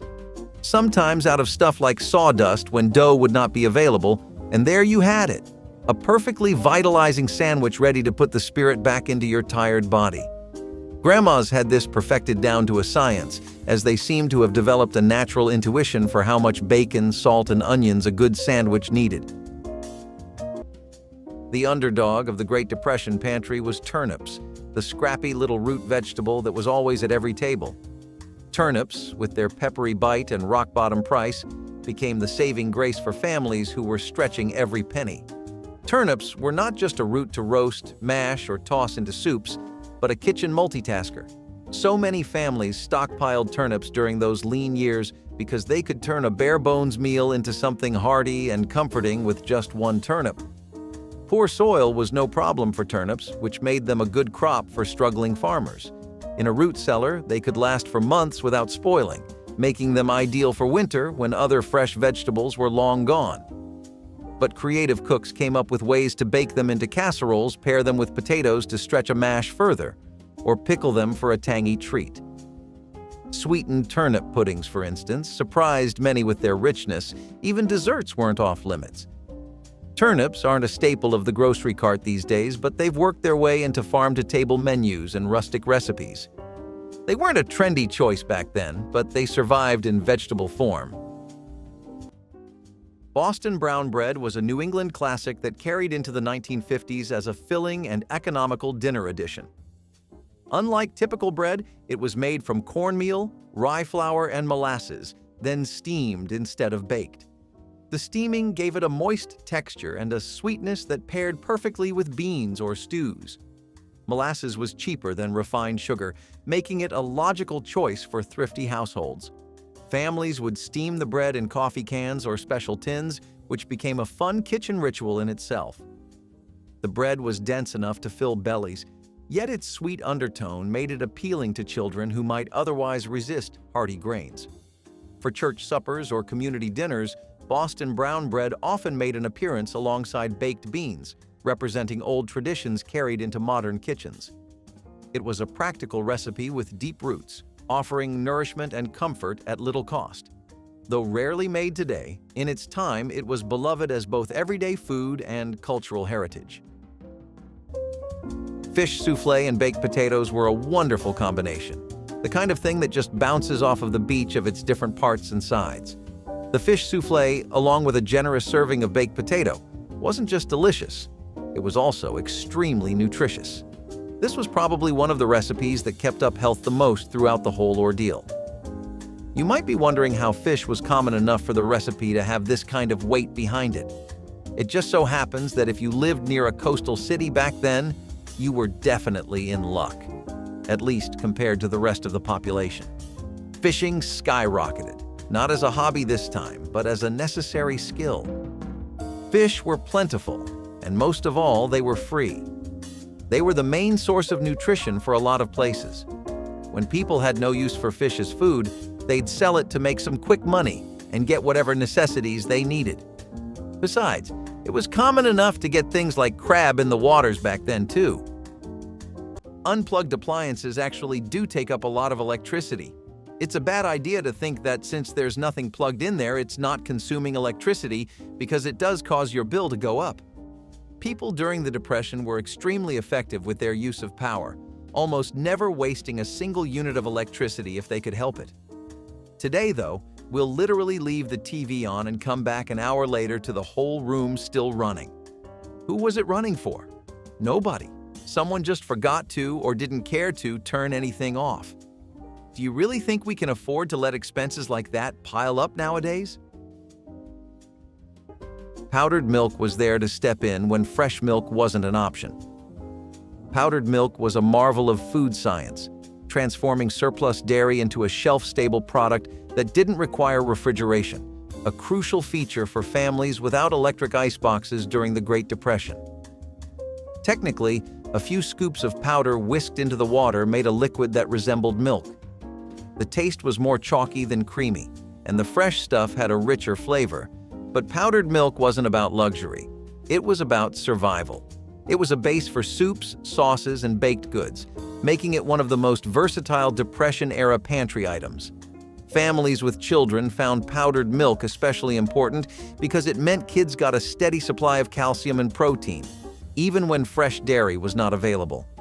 It was also affordable, which meant it became a favorite among relief programs, which distributed it to struggling households. Powdered milk was a lifeline for families living far from the nearest dairy farm in rural areas where refrigeration was scarce. Today, powdered milk is used mostly for emergencies and backpacking trips, but it played a big role during the Great Depression. It was a symbol of ingenuity and resilience, taking something as simple as milk and turning it into a survival tool in a world of scarce resources. Cold beet salad with vinegar was a simple but refreshing dish that often appeared on 1950s tables. Canned beets were inexpensive and available year-round, which made them a natural choice for thrifty families. Sliced beets were marinated in vinegar and sugar until tangy and slightly sweet. The result was a salad that was colorful, bright, and surprisingly satisfying on hot days. It paired well with meats, beans, or bread, adding variety to otherwise plain meals. Children might not have loved the sharp flavor, but many adults found it both refreshing and affordable. It was often served at picnics, church gatherings, or community suppers where its striking color made it stand out. The salad could be prepared ahead of time and kept chilled until serving, which made it convenient for busy households. Cold beet salad captured the thrifty spirit of the 1950s, proving that canned vegetables could still feel fresh and vibrant when treated with a little creativity. Carrot tops, the lost greens that were anything but lost during the Dust Bowl. When fresh vegetables were out of season, nothing was thrown away, not even the green tops of carrots. Carrot top salad made these usually discarded greens into a rather healthy meal. The greens were chopped, dressed with vinegar or lemon juice, and combined with any leftovers of vegetables or wild greens that could be found.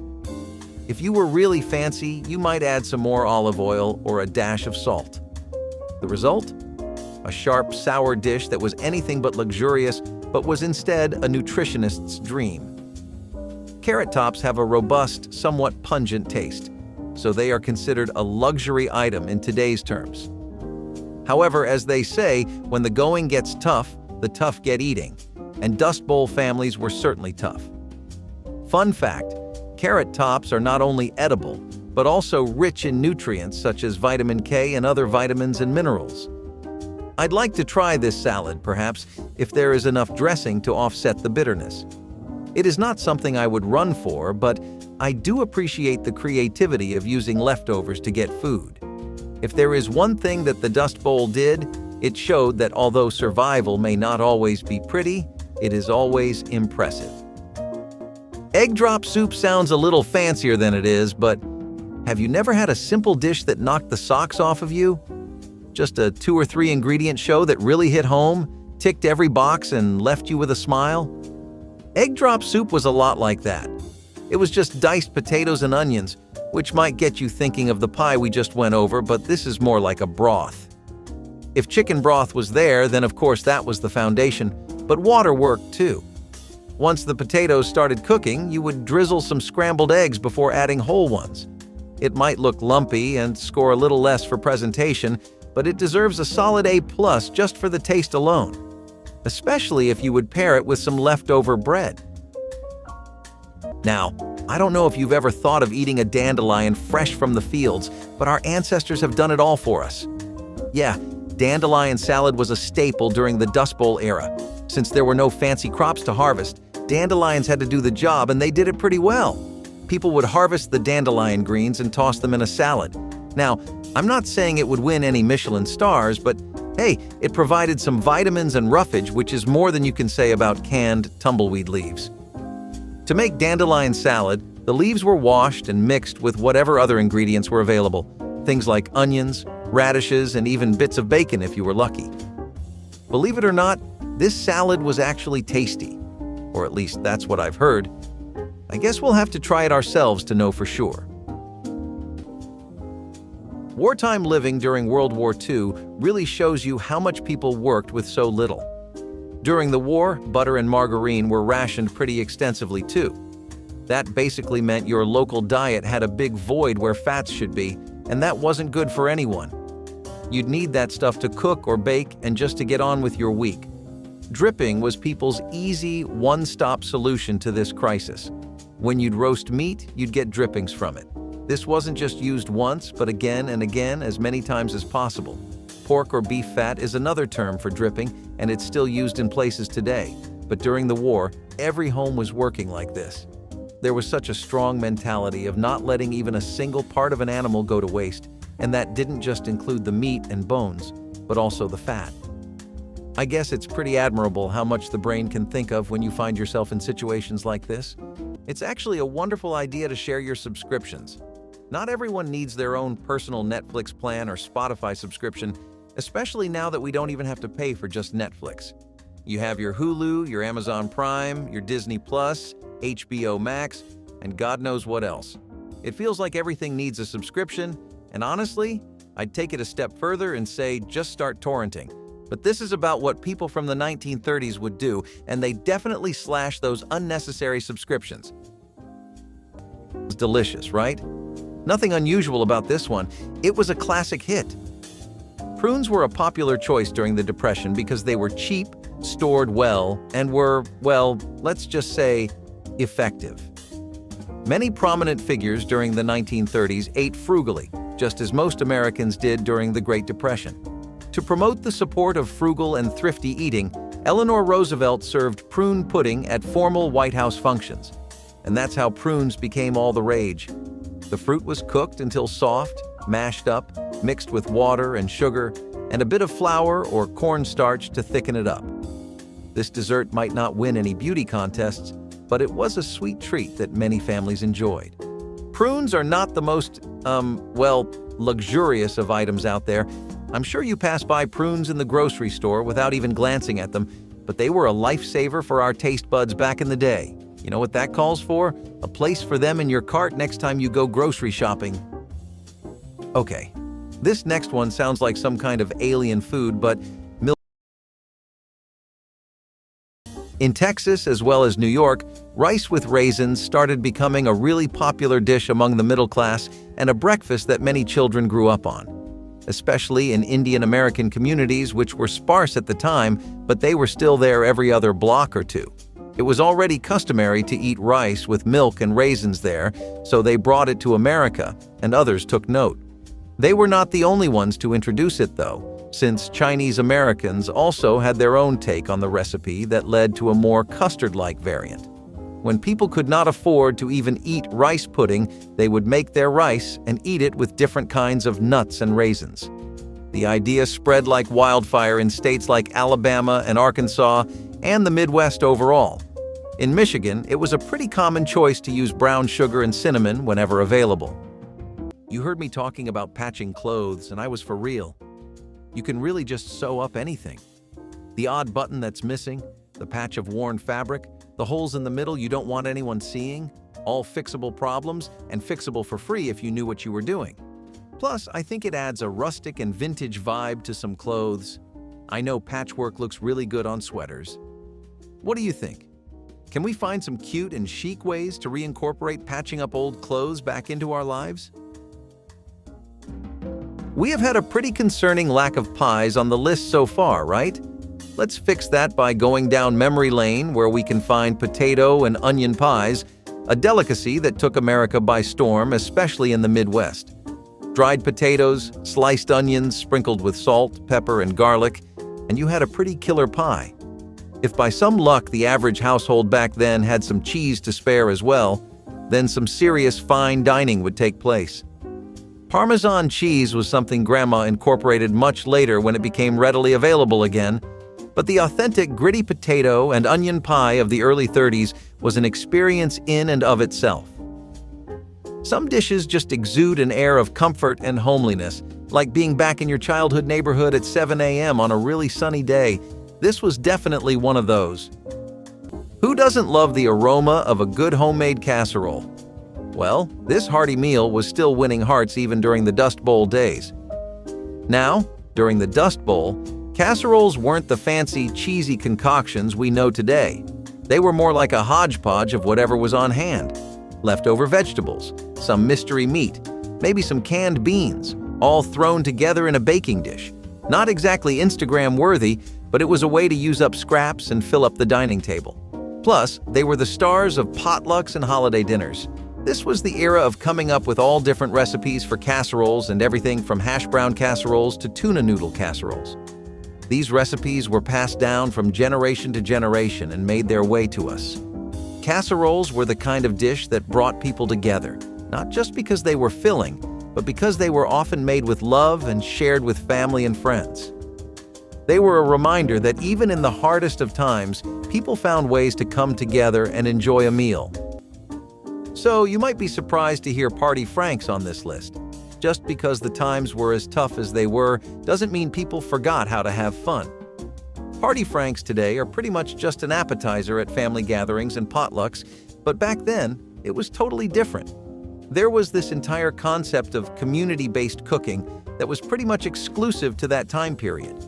Neighborhoods would pool their resources and pantries together. They'd cook up a storm for the whole block, and it would leave everyone fulfilled and satisfied. The idea was that people would get more variety, nutrition, and overall food if everyone shared an agreed amount from the get-go. Party Franks were perfect for situations like this because it was extremely easy to prepare for an entire group of people. When I say group, I mean at least a dozen plus, not a family of 4. You'd have pigs in a blanket with sausages wrapped in leftover dough, or you'd have them sliced into tiny bits and added to stews, soups, and sometimes even sandwiches. It was a little way to add some flavor and style to otherwise pretty plain meals. If you ask someone to name one dish that describes diets during the Dust Bowl era, bean soup is the first meal that comes to mind. Beans have been man's best friend through some of the tensest times in history. They've been used in different kinds of meals through thick and thin. Bean soup was the classic bean dish of the 30s. Beans were cheap and easy to store, so they were a staple in many pantries. Bean soup could be made with any type of bean, and it was often thickened with cornmeal or bread. The simplicity of bean soup meant that it could be stretched to feed many people, and it provided a good source of protein and fiber. Bean soup might not have been the most exciting dish, but it was a staple of the Dust Bowl diet for a reason. It provided essential nutrition, was easy to make, and offered a bit of comfort and warmth. It was a reliable and nurturing meal that helped families get through some of the toughest times. Repurposing old clothes helped a lot too. Lots of families would basically live off of hand-me-downs and reused clothes that needed a bit of work. They'd take a sweater, sew up the holes on it, trade a potato for some shoelaces, stuff like that. While of course today we get the privilege of not having to go that far, we can still take a page out of their book. Clothes are meant to be reused and worn again and again, and I'm sorry if TikTok brain rot has convinced you that you need to constantly update your wardrobe so you can serve looks every single time you step out. It's okay. Wear the black tee again. No one is going to care. During the Great Depression, cabbage wasn't just a vegetable, it was practically a survival mascot. Cabbage was cheap, hearty, and ridiculously versatile, and it became a Depression-era darling. Cabbage stretched meals and stomachs alike, whether it was boiled, fried, pickled, or turned into sauerkraut. Cabbage's long shelf life was one of its biggest selling points. A head of cabbage could be stored for weeks, making it a perfect stockpiling food. It was also a prolific grower that did well in backyard gardens and was an endless source of greens for frugal families. It was a powerhouse nutritionally, with vitamin C, fiber, and antioxidants to ward off illness and keep people going. A popular option was pickling cabbage into sauerkraut to add tangy flavor and preserve the vegetable for months. During the Great Depression, cabbage was a lifesaver, but today it might not seem glamorous. The humble charm of it is that it is so adaptable and can turn the simplest of ingredients into something satisfying. Speaking of cakes, hot water cornbread was also a not-so-close but close enough alternative to your regular layered delights. It was made in a pan, and the batter was shaped into cakes before being fried in hot fat to add that iconic crisp that nothing else had. Seriously, this thing gave fried chicken burgers a run for their money in retrospect. Then some salt and boiling water was all you needed. It had a perfectly crisp exterior that crumbled in your mouth perfectly, while the inside was tender, warm, and very reminiscent of Grandma's cooking. Probably why it caught on as much as it did, since most of these ingredients managed to get the long end of the stick with inflation. I'd take the subscription a step further and say instead of sharing accounts, you should also actively cancel subscriptions you don't use often. By often, I mean every other day at the very least. Seriously, why are you paying dozens of dollars for PS Plus Premium or Netflix when you buy like one game at a discount and watch a total of 2 movies, one of which you've already been spoiled for on Twitter? Does that make any financial sense to you? If you have any subscriptions that are just dead weights, it's time to cut them loose. Last but not least, Mulligan stew was the ultimate Dust Bowl survival dish. The Dust Bowl era was a time of scarcity, and people had to get creative with their meals. Mulligan stew was the epitome of this resourcefulness. It was a one-pot wonder, made with whatever ingredients were on hand. Meat, potatoes, carrots, and any other leftover vegetables could find their way into the pot. Mulligan stew might not have had a consistent recipe or flavor, but its purpose was clear: to provide a hearty, nourishing meal from whatever could be salvaged. Then, people were also spending a lot less on dainty, cute little jars off of Temu, Amazon, and online thrift stores. Any kind of packaging they had, they were reusing. Old pots that their grandmothers had, family heirlooms that had been passed down, and all sorts of other nifty ideas. Spending little money on storage was important back then, and it's important now too. As nice as it is to constantly have your phone ringing with a package on its way. Notification, maybe your bank account could breathe a little bit more if you reused a jar or three. Comfort food in the 1940s could not be discussed without somebody bringing up American slumgullion. This was really hot in the Midwest and the South, mostly by its other name of goulash. The dish has been in recipes and cookbooks since at least 1913, and it would include ground beef simmered in a tomato sauce. It was a dish for nights that you really wanted to make matter, and it was also a great way to keep the nutrition and protein intake up. Think of it as like a kind of casserole, and if you have heard of it before, you should know the 1930s versions were a bit different. These ones involved no pasta or macaroni or cheese. Those would become staples of the dish much later on, and we have grandparents to thank for that too.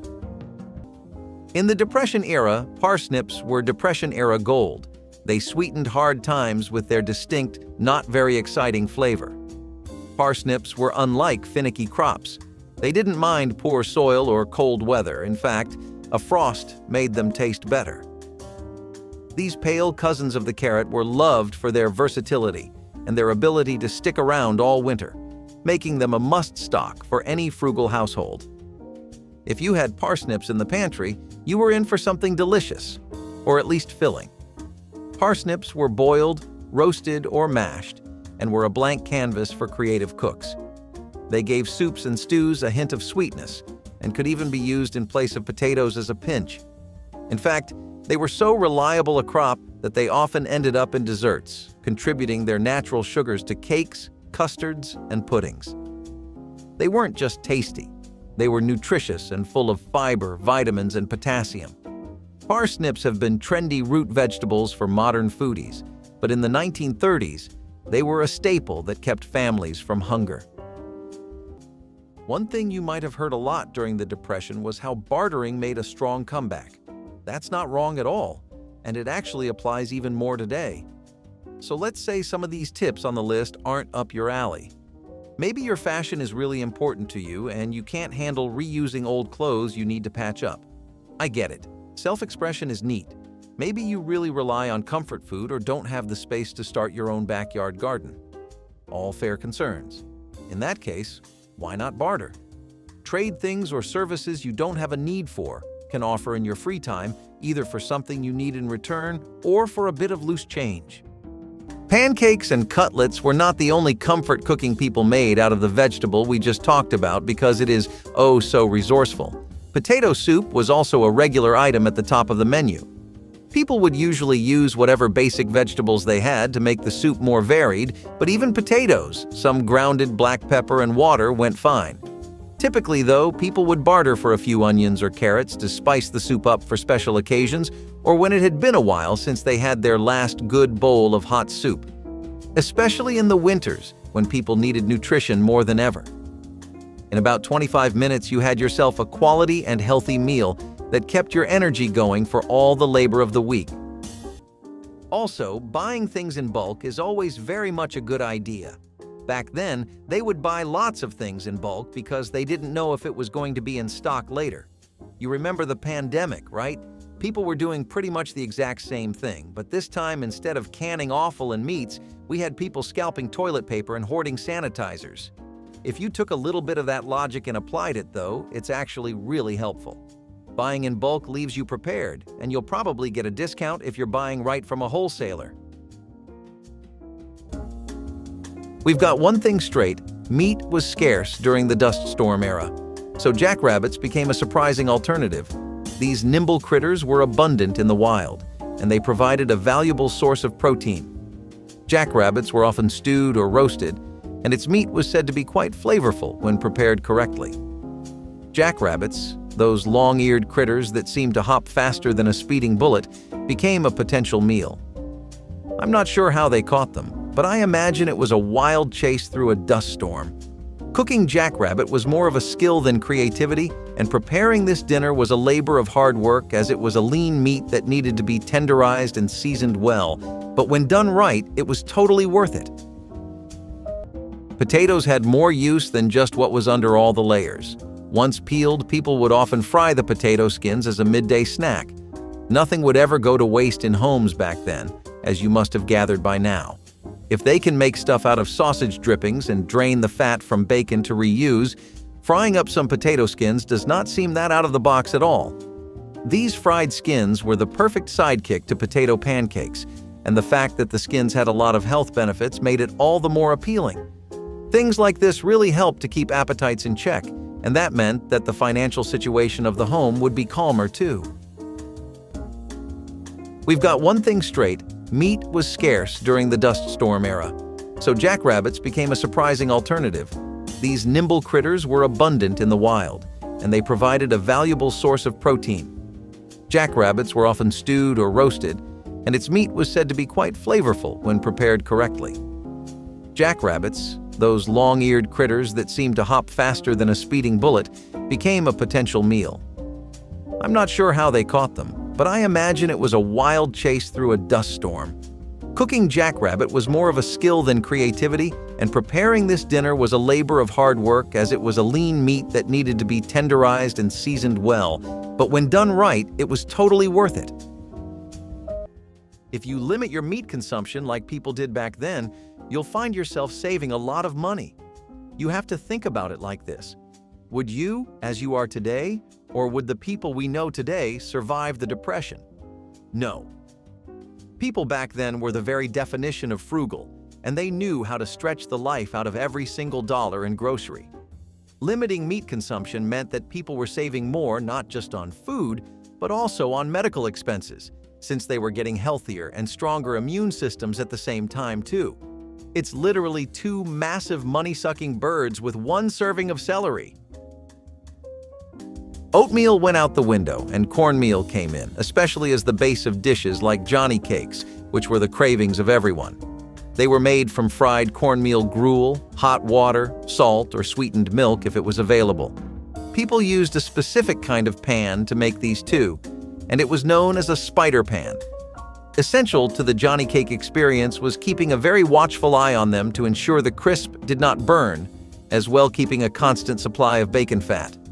That was another thing that got popular, as people would store the fat from strips of bacon up and use it in dishes like this. In half an hour, you had a pretty decent lunch made with some pretty bare-bones ingredients. You don't actually need to go to Shein for every shopping haul. It's so much more affordable to buy generic brands or local brands from designers and small businesses instead of overpriced thrifted articles that they've either gotten from some really questionable labor or what they've bought from the same people I'm talking about, but are now reselling at, like, thrice the price. It's a death trap. And I like you, viewer. I don't want you falling for it any more than you and I already have. Trust me, you'll still look just as good, if not better. Depression cake and war cake are just a few of the titles this cake has. It proved that even if things were economically bad, people still had a sweet tooth. It was not just a silly craving, but a sign of comfort and a reminder of more normal days. After all, actual cake was way out of the question when people had to live off of $5 a week and feed their entire families along with it. Depression cake, as glum as it sounds, was a very welcome addition to most people's baking roster, since it substituted milk with water, baking powder with eggs, and shortening instead of butter. This significantly reduced the cost of making a cake, and it was one of the things that started mock cuisine in America. Well, you'll ask me next, what do we do when we need rags then? If you have any shirts you don't use that don't fit, and ones you can't even pass on as hand-me-downs, then you know what to do. Use your old t-shirts as rags and repurpose them instead of going out and spending an unnecessarily high amount on a bundle pack of 5 with differently colored rags. You just need to clean filth off of the floor, and you can do that with anything. All of it is going to end up the same kind of dirty, even if one looks fresher and the other doesn't. Which budget-friendly Depression-era dinner will you try first? Share your favorites in the comments below, hit the like button, and subscribe so we can keep uncovering meals that save money and satisfy souls.